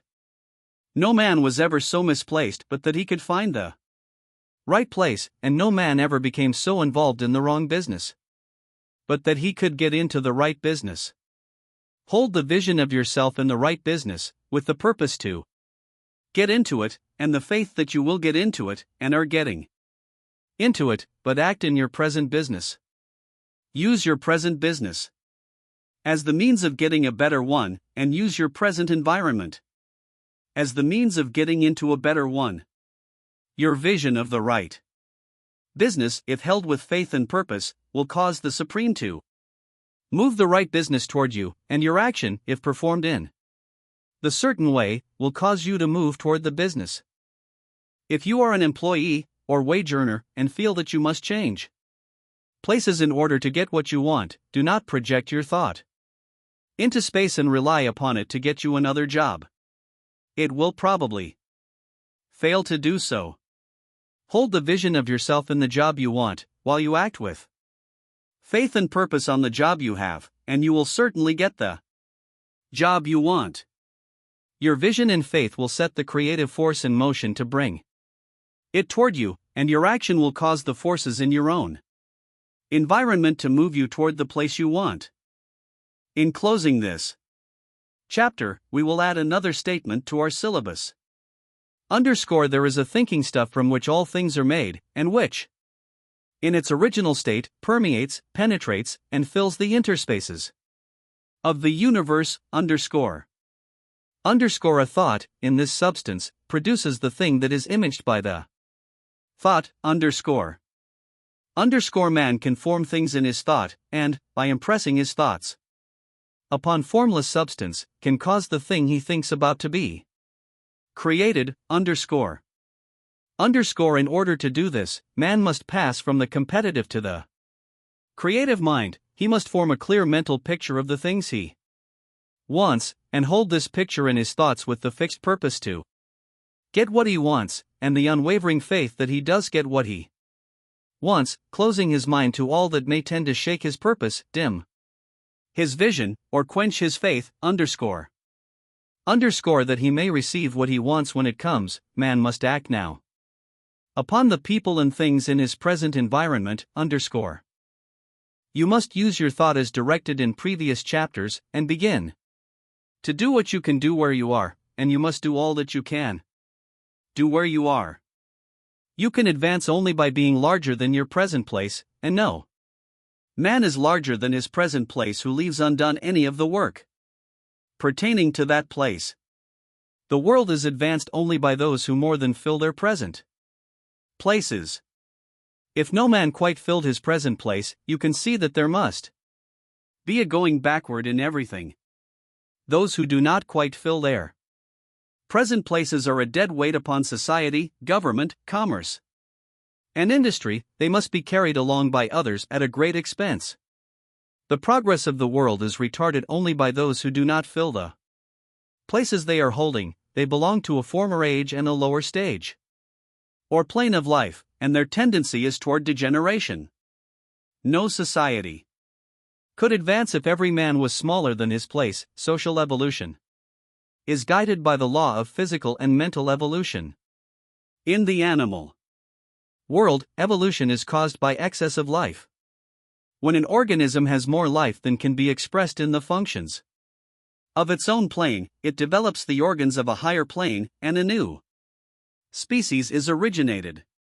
There never would have been new species had there not been organisms which more than filled their places. The law is exactly the same for you. Your getting rich depends upon your applying this principle to your own affairs. Every day is either a successful day or a day of failure, and it is the successful days which get you what you want. If every day is a failure, you can never get rich, while if every day is a success, you cannot fail to get rich. If there is something that may be done today, and you do not do it, you have failed in so far as that thing is concerned, and the consequences may be more disastrous than you imagine. You cannot foresee the results of even the most trivial act. You do not know the workings of all the forces that have been set moving in your behalf. Much may be depending on your doing some simple act. It may be the very thing which is to open the door of opportunity to very great possibilities. You can never know all the combinations which supreme intelligence is making for you in the world of things and of human affairs. Your neglect or failure to do some small thing may cause a long delay in getting what you want. Do, every day, all that can be done that day. There is, however, a limitation or qualification of the above that you must take into account. You are not to overwork, nor to rush blindly into your business in the effort to do the greatest possible number of things in the shortest possible time. You are not to try to do tomorrow's work today, nor to do a week's work in a day. Underscore it is really not the number of things you do, but the efficiency of each separate action that counts. Underscore. Every act is, in itself, either a success or a failure. Every act is, in itself, either effective or inefficient. Every inefficient act is a failure, and if you spend your life in doing inefficient acts, your whole life will be a failure. The more things you do, the worse for you, if all your acts are inefficient ones. On the other hand, every efficient act is a success in itself, and if every act of your life is an efficient one, your whole life must be a success. The cause of failure is doing too many things in an inefficient manner, and not doing enough things in an efficient manner. You will see that it is a self-evident proposition that if you do not do any inefficient acts, and if you do a sufficient number of efficient acts, you will become rich. If, now, it is possible for you to make each act an efficient one, you see again that the getting of riches is reduced to an exact science, like mathematics. The matter turns, then, on the question whether you can make each separate act a success in itself. And this you can certainly do. You can make each act a success, because all power is working with you. And all power cannot fail. Power is at your service, and to make each act efficient you have only to put power into it.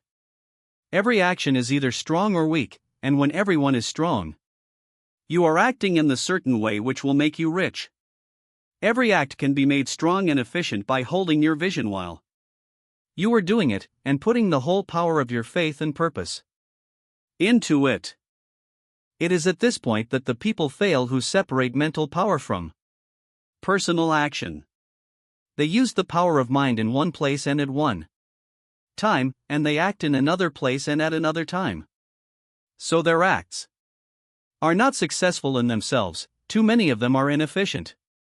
But if all power goes into every act, no matter how commonplace, every act will be a success in itself, and as in the nature of things every success opens the way to other successes, your progress toward what you want, and the progress of what you want toward you, will become increasingly rapid.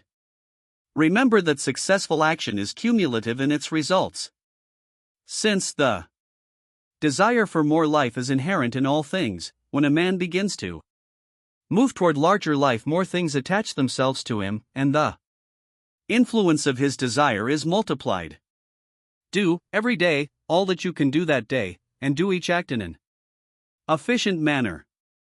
In saying that you must hold your vision while you are doing each act, however trivial or commonplace, I do not mean to say that it is necessary at all times to see the vision distinctly to its smallest details. It should be the work of your leisure hours to use your imagination on the details of your vision, and to contemplate them until they are firmly fixed upon your memory. If you wish speedy results, spend practically all your spare time in this practice. By continuous contemplation you will get the picture of what you want, even to the smallest details, so firmly fixed upon your mind, and so completely transferred to the mind of formless substance, that in your working hours you need only to mentally refer to the picture to stimulate your faith and purpose, and cause your best effort to be put forth. Contemplate your picture in your leisure hours until your consciousness is so full of it that you can grasp it instantly.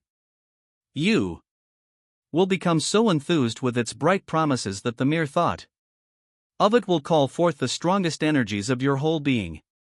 Let us again repeat our syllabus, and by slightly changing the closing statements bring it to the point we have now reached. Underscore there is a thinking stuff from which all things are made, and which, in its original state, permeates, penetrates, and fills the interspaces of the universe. Underscore a thought, in this substance, produces the thing that is imaged by the thought. Underscore man can form things in his thought, and, by impressing his thought upon formless substance, can cause the thing he thinks about to be created, underscore. Underscore in order to do this, man must pass from the competitive to the creative mind. He must form a clear mental picture of the things he wants, and do, with faith and purpose, all that can be done each day. Doing each separate thing in an efficient manner, underscore. Success, in any particular business, depends for one thing upon your possessing in a well-developed state the faculties required in that business. Without good musical faculty, no one can succeed as a teacher of music. Without well-developed mechanical faculties, no one can achieve great success in any of the mechanical trades. Without tact in the commercial faculties, no one can succeed in mercantile pursuits. But to possess in a well-developed state the faculties required in your particular vocation does not ensure getting rich. There are musicians who have remarkable talent, and who yet remain poor. There are blacksmiths, carpenters, and so on who have excellent mechanical ability, but who do not get rich, and there are merchants with good faculties for dealing with men who nevertheless fail. The different faculties are tools. It is essential to have good tools. But it is also essential that the tools should be used in the right way. One man can take a sharp saw, a square, a good plane, and so on, and build a handsome article of furniture. Another man can take the same tools and set to work to duplicate the article, but his production will be a botch. He does not know how to use good tools in a successful way. The various faculties of your mind are the tools with which you must do the work which is to make you rich. It will be easier for you to succeed if you get into a business for which you are well equipped with mental tools. Generally speaking, you will do best in that business which will use your strongest faculties, the one for which you are naturally best fitted. But there are limitations to this statement, also. No man should regard his vocation as being irrevocably fixed by the tendencies with which he was born. You can get rich in any business, for if you have not the right talent for it, you can develop that talent. It merely means that you will have to make your tools as you go along, instead of confining yourself to the use of those with which you were born. It will be easier for you to succeed in a vocation for which you already have the talents in a well-developed state, but you can succeed in any vocation, for you can develop any rudimentary talent, and there is no talent of which you have not at least the rudiment. You will get rich most easily in point of effort, if you do that for which you are best fitted, but you will get rich most satisfactorily if you do that which you want to do. Doing what you want to do is life, and there is no real satisfaction in living if we are compelled to be forever doing something which we do not like to do, and can never do what we want to do. And it is certain that you can do what you want to do. The desire to do it is proof that you have within you the power which can do it. Desire is a manifestation of power. The desire to play music is the power which can play music. Seeking expression and development, the desire to invent mechanical devices is the mechanical talent seeking expression and development. Where there is no power, either developed or undeveloped, to do a thing, there is never any desire to do that thing, and where there is strong desire to do a thing, it is certain proof that the power to do it is strong, and only requires to be developed and applied in the right way. All things else being equal, it is best to select the business for which you have the best developed talent, but if you have a strong desire to engage in any particular line of work, you should select that work as the ultimate end at which you aim. You can do what you want to do, and it is your right and privilege to follow the business or avocation which will be most congenial and pleasant. You are not obliged to do what you do not like to do, and should not do it except as a means to bring you to the doing of the thing you want to do. If there are past mistakes whose consequences have placed you in an undesirable business or environment, you may be obliged for some time to do what you do not like to do, but you can make the doing of it pleasant by knowing that it is making it possible for you to come to the doing of what you want to do. If you feel that you are not in the right vocation, do not act too hastily in trying to get into another one. The best way, generally, to change business or environment is by growth. Do not be afraid to make a sudden and radical change if the opportunity is presented, and you feel after careful consideration that it is the right opportunity, but never take sudden or radical action when you are in doubt as to the wisdom of doing so. There is never any hurry on the creative plane, and there is no lack of opportunity. When you get out of the competitive mind, you will understand that you never need to act hastily. No one else is going to beat you to the thing you want to do. There is enough for all. If one place is taken, another and a better one will be opened for you a little farther on. There is plenty of time. When you are in doubt, wait. Fall back on the contemplation of your vision, and increase your faith and purpose, and by all means, in times of doubt and indecision, cultivate gratitude. A day or two spent in contemplating the vision of what you want, and in earnest thanksgiving that you are getting it, will bring your mind into such close relationship with the Supreme that you will make no mistake when you do act. There is a mind which knows all there is to know, and you can come into close unity with this mind by faith and the purpose to advance in life. If you have deep gratitude, mistakes come from acting hastily, or from acting in fear or doubt, or in forgetfulness of the right motive, which is more life to all, and less to none. As you go on in the certain way, opportunities will come to you in increasing number, and you will need to be very steady in your faith and purpose, and to keep in close touch with the All-Mind by reverent gratitude. Do all that you can do in a perfect manner every day, but do it without haste, worry, or fear. Go as fast as you can, but never hurry. Remember that in the moment you begin to hurry, you cease to be a creator and become a competitor, you drop back upon the old plane again.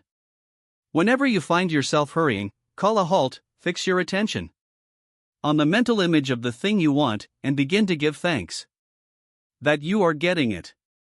The exercise of gratitude will never fail to strengthen your faith and renew your purpose. Whether you change your vocation or not, your actions for the present must be those pertaining to the business in which you are now engaged. You can get into the business you want by making constructive use of the business you are already established in, by doing your daily work in a certain way. And in so far as your business consists in dealing with other men, whether personally or by letter, the key thought of all your efforts must be to convey to their minds the impression of increase. Increase is what all men and all women are seeking, it is the urge of the formless intelligence within them, seeking fuller expression. The desire for increase is inherent in all nature, it is the fundamental impulse of the universe. All human activities are based on the desire for increase. People are seeking more food, more clothes, better shelter, more luxury, more beauty, more knowledge, more pleasure, increase in something, more life. Every living thing is under this necessity for continuous advancement. Where increase of life ceases, dissolution and death set in at once. Man instinctively knows this, and hence he is forever seeking more. This law of perpetual increase is set forth by Jesus in the parable of the talents. Only those who gain more retain any, from him who hath not shall be taken away even that which he hath. The normal desire for increased wealth is not an evil or a reprehensible thing, it is simply the desire for more abundant life, it is aspiration. And because it is the deepest instinct of their natures, all men and women are attracted to him who can give them more of the means of life. In following the certain way as described in the foregoing pages, you are getting continuous increase for yourself, and you are giving it to all with whom you deal. You are a creative center, from which increase is given off to all.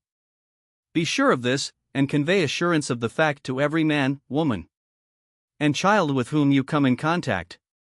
No matter how small the transaction, even if it be only the selling of a stick of candy to a little child, put into it the thought of increase, and make sure that the customer is impressed with the thought. Convey the impression of advancement with everything you do, so that all people shall receive the impression that you are an advancing man, and that you advance all who deal with you, even to the people whom you meet in a social way, without any thought of business, and to whom you do not try to sell anything. Give the thought of increase. You can convey this impression by holding the unshakable faith that you, yourself, are in the way of increase, and by letting this faith inspire, fill, and permeate every action. Do everything that you do in the firm conviction that you are an advancing personality, and that you are giving advancement to everybody. Feel that you are getting rich, and that in so doing you are making others rich, and conferring benefits on all. Do not boast or brag of your success, or talk about it unnecessarily. True faith is never boastful. Wherever you find a boastful person, you find one who is secretly doubtful and afraid.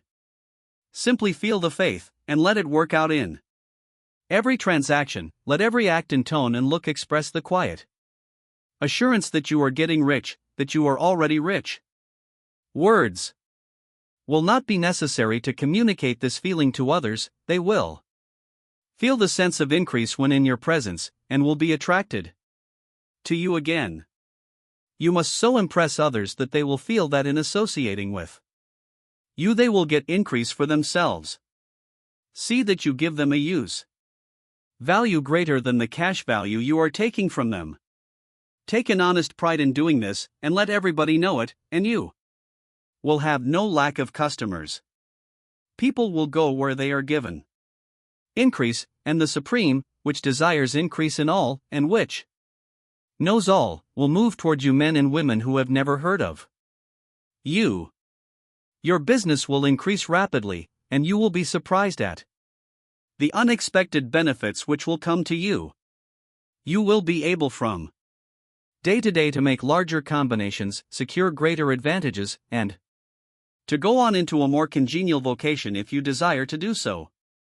But in doing all this, you must never lose sight of your vision of what you want, or your faith and purpose to get what you want. Let me here give you another word of caution in regard to motives. Beware of the insidious temptation to seek for power over other men. Nothing is so pleasant to the unformed or partially developed mind as the exercise of power or dominion over others. The desire to rule for selfish gratification has been the curse of the world. For countless ages, kings and lords have drenched the earth with blood in their battles to extend their dominions, this not to seek more life for all, but to get more power for themselves. Today, the main motive in the business and industrial world is the same. Men marshal their armies of dollars and lay waste the lives and hearts of millions in the same mad scramble for power over others. Commercial kings, like political kings, are inspired by the lust for power. Jesus saw in this desire for mastery the moving impulse of that evil world he sought to overthrow.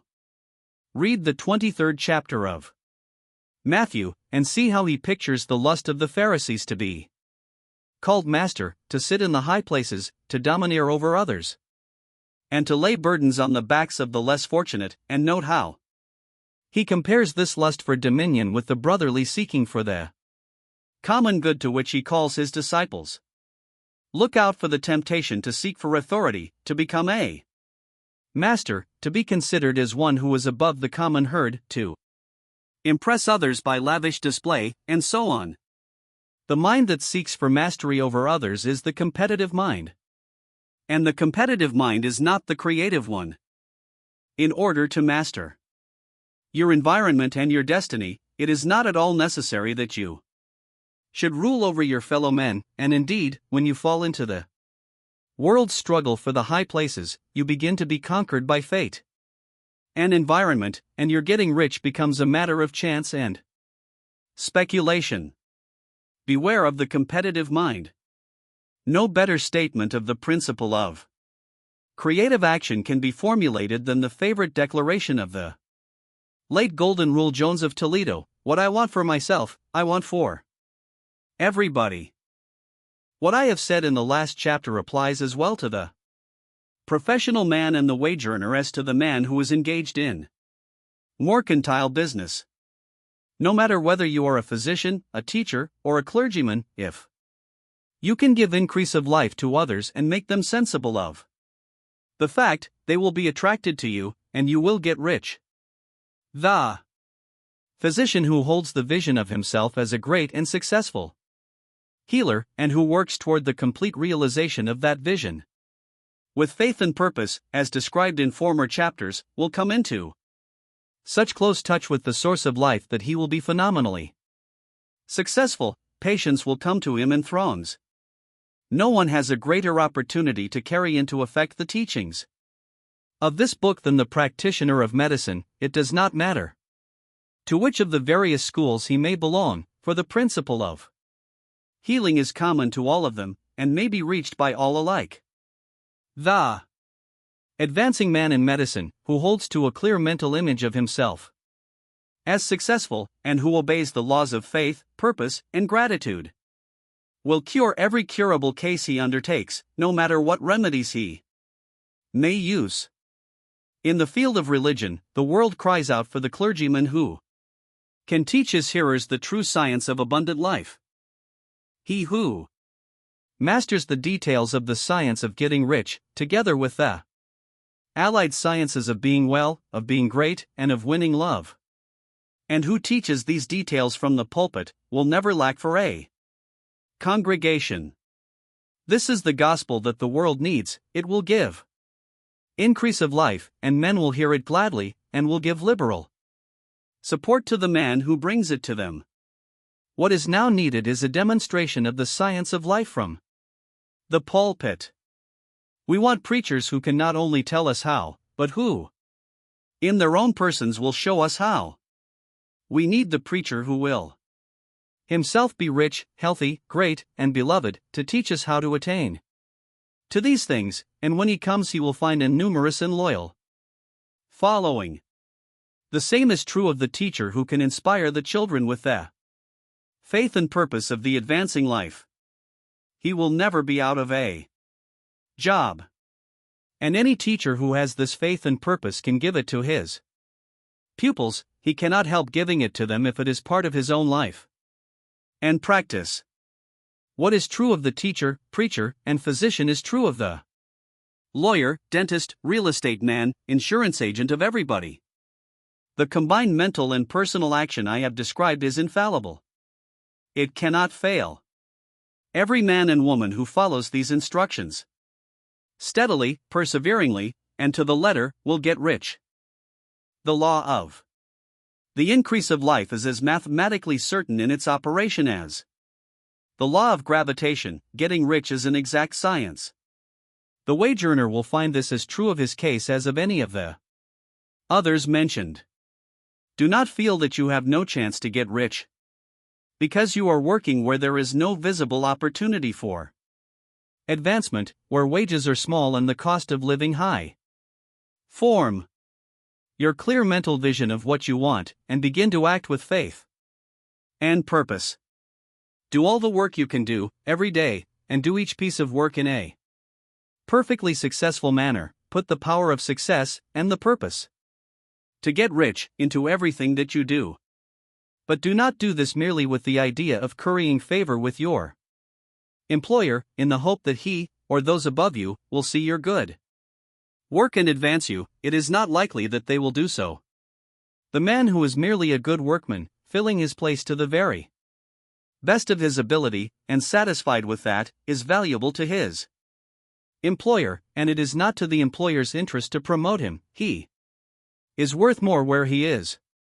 To secure advancement, something more is necessary than to be too large for your place. The man who is certain to advance is the one who is too big for his place, and who has a clear concept of what he wants to be, who knows that he can become what he wants to be, and who is determined to be what he wants to be.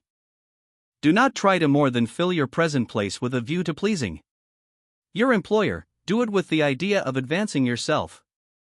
Hold the faith and purpose of increase during work hours, after work hours, and before work hours.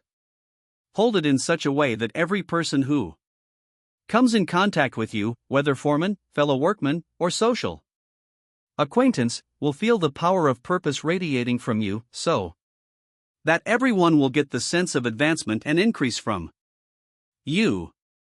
Men will be attracted to you, and if there is no possibility for advancement in your present job, you will very soon see an opportunity to take another job.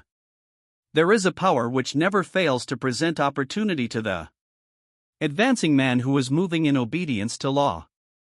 God cannot help helping you. If you act in a certain way, He must do so in order to help Himself.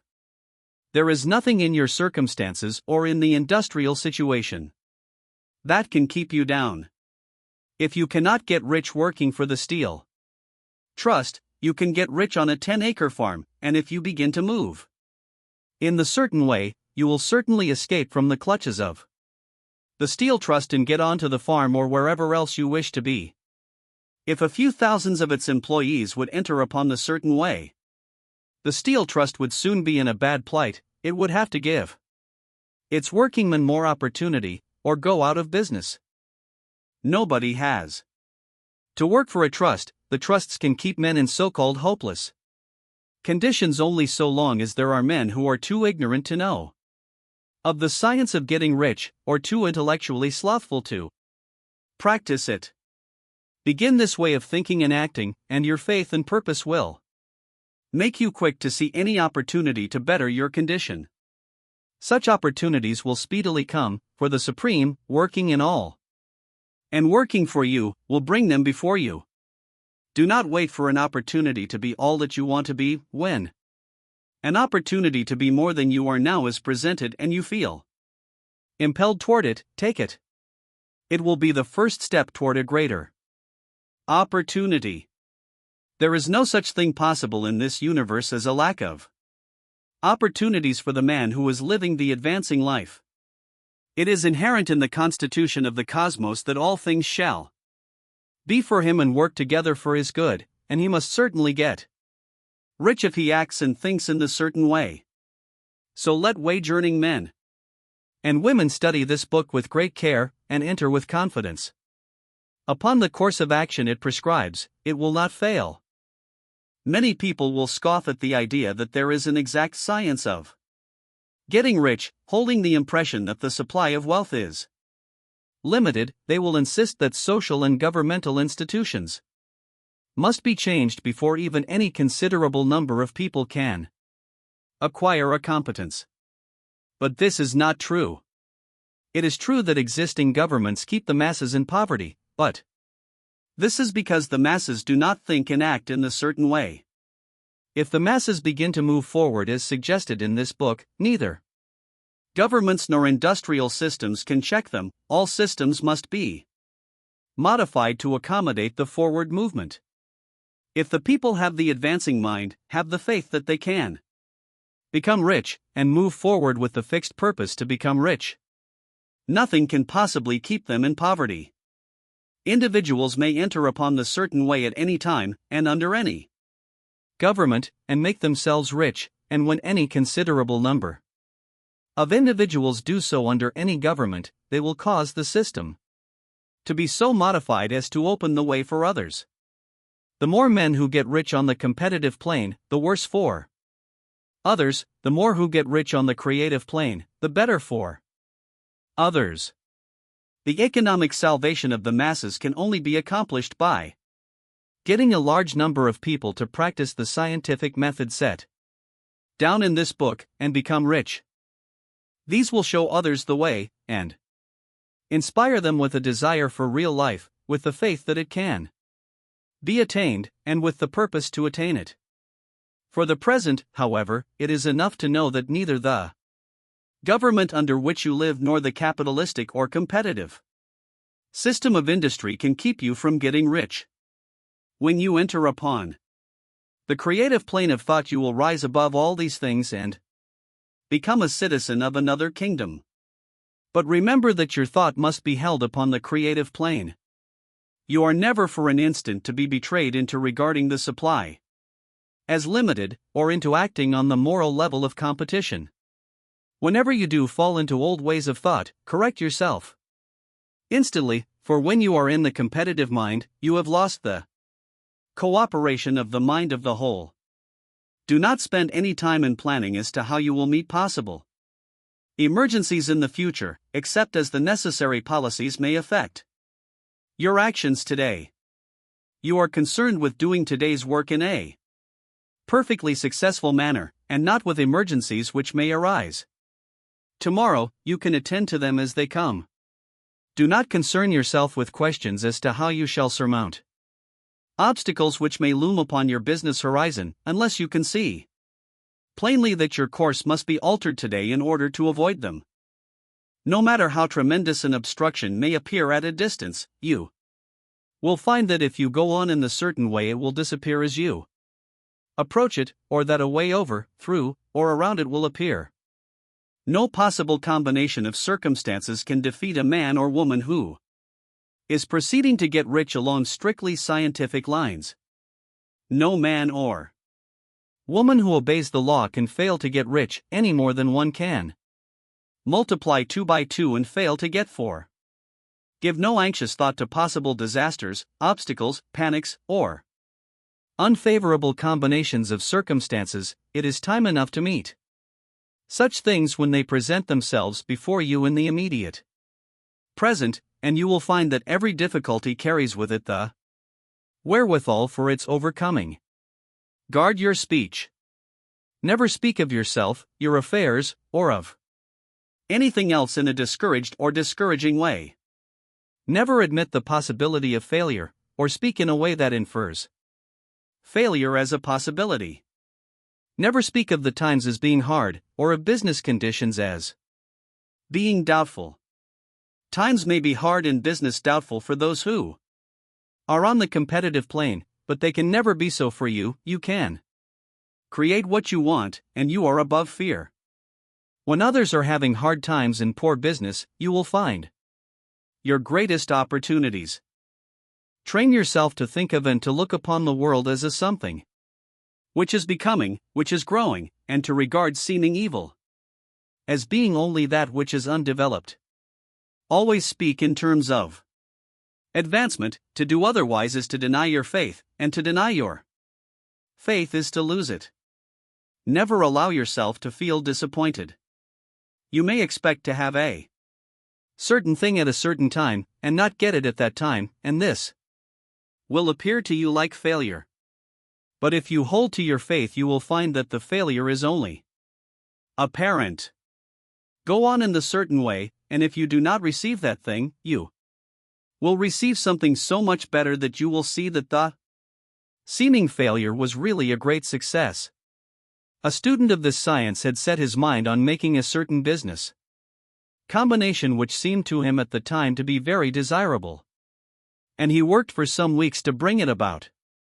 When the crucial time came, the thing failed in a perfectly inexplicable way. It was as if some unseen influence had been working secretly against him. He was not disappointed; on the contrary, he thanked God that his desire had been overruled, and went steadily on with a grateful mind. In a few weeks an opportunity so much better came his way that he would not have made the first deal on any account, and he saw that a mind which knew more than he knew had prevented him from losing the greater good by entangling himself with the lesser.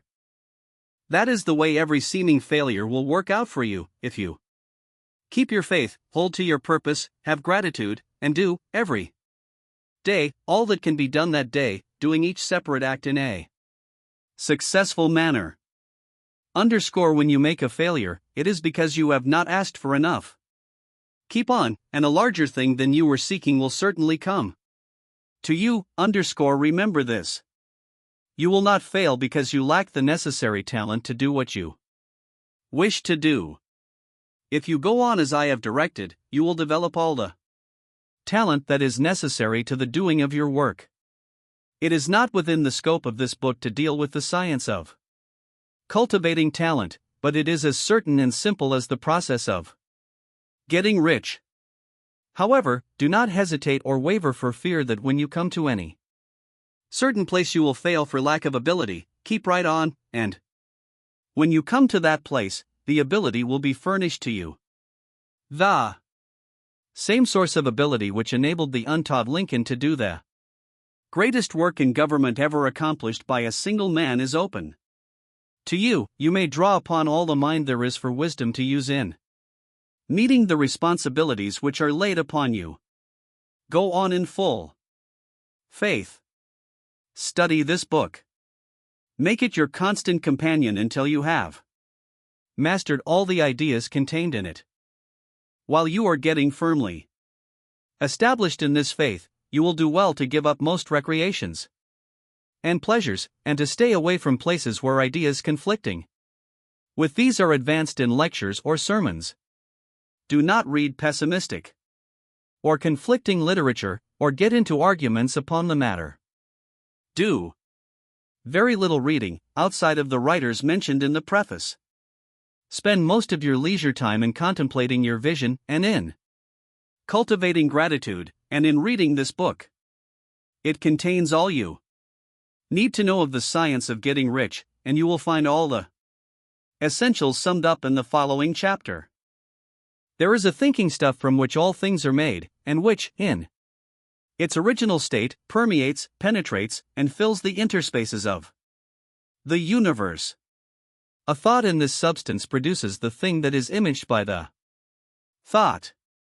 Man can form things in his thought, and by impressing his thought upon formless substance can cause the thing he thinks about to be created. In order to do this, man must pass from the competitive to the creative mind, otherwise he cannot be in harmony with the formless intelligence, which is always creative and never competitive in spirit.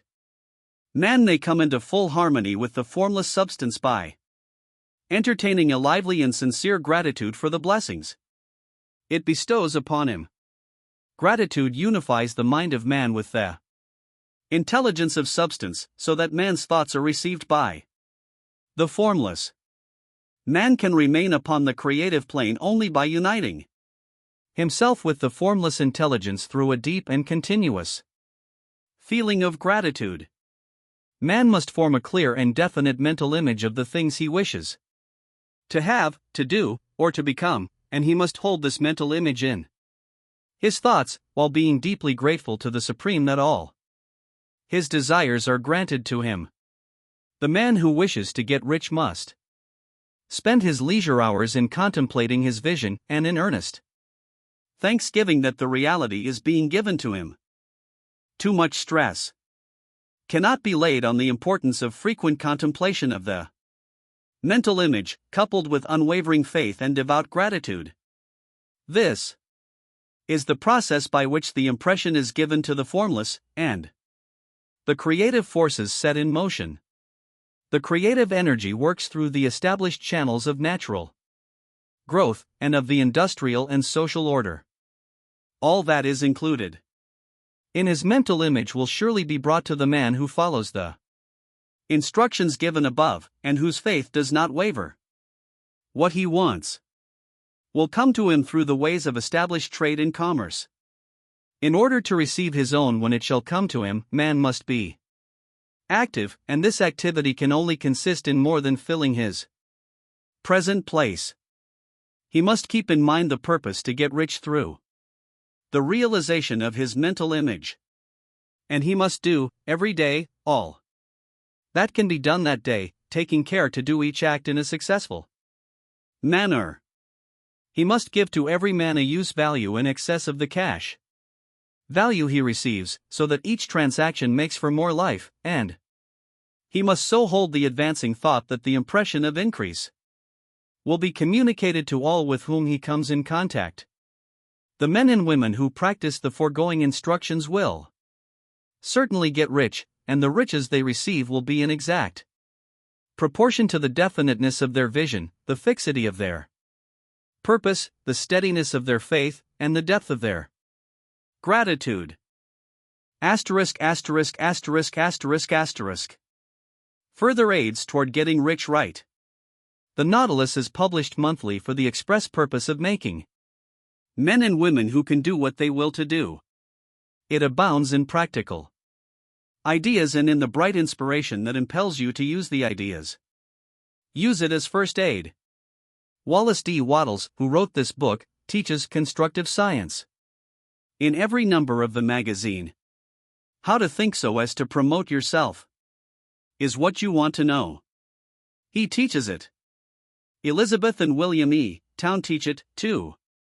They are the editors and owners of the Nautilus, and their success is worth knowing about and learning from.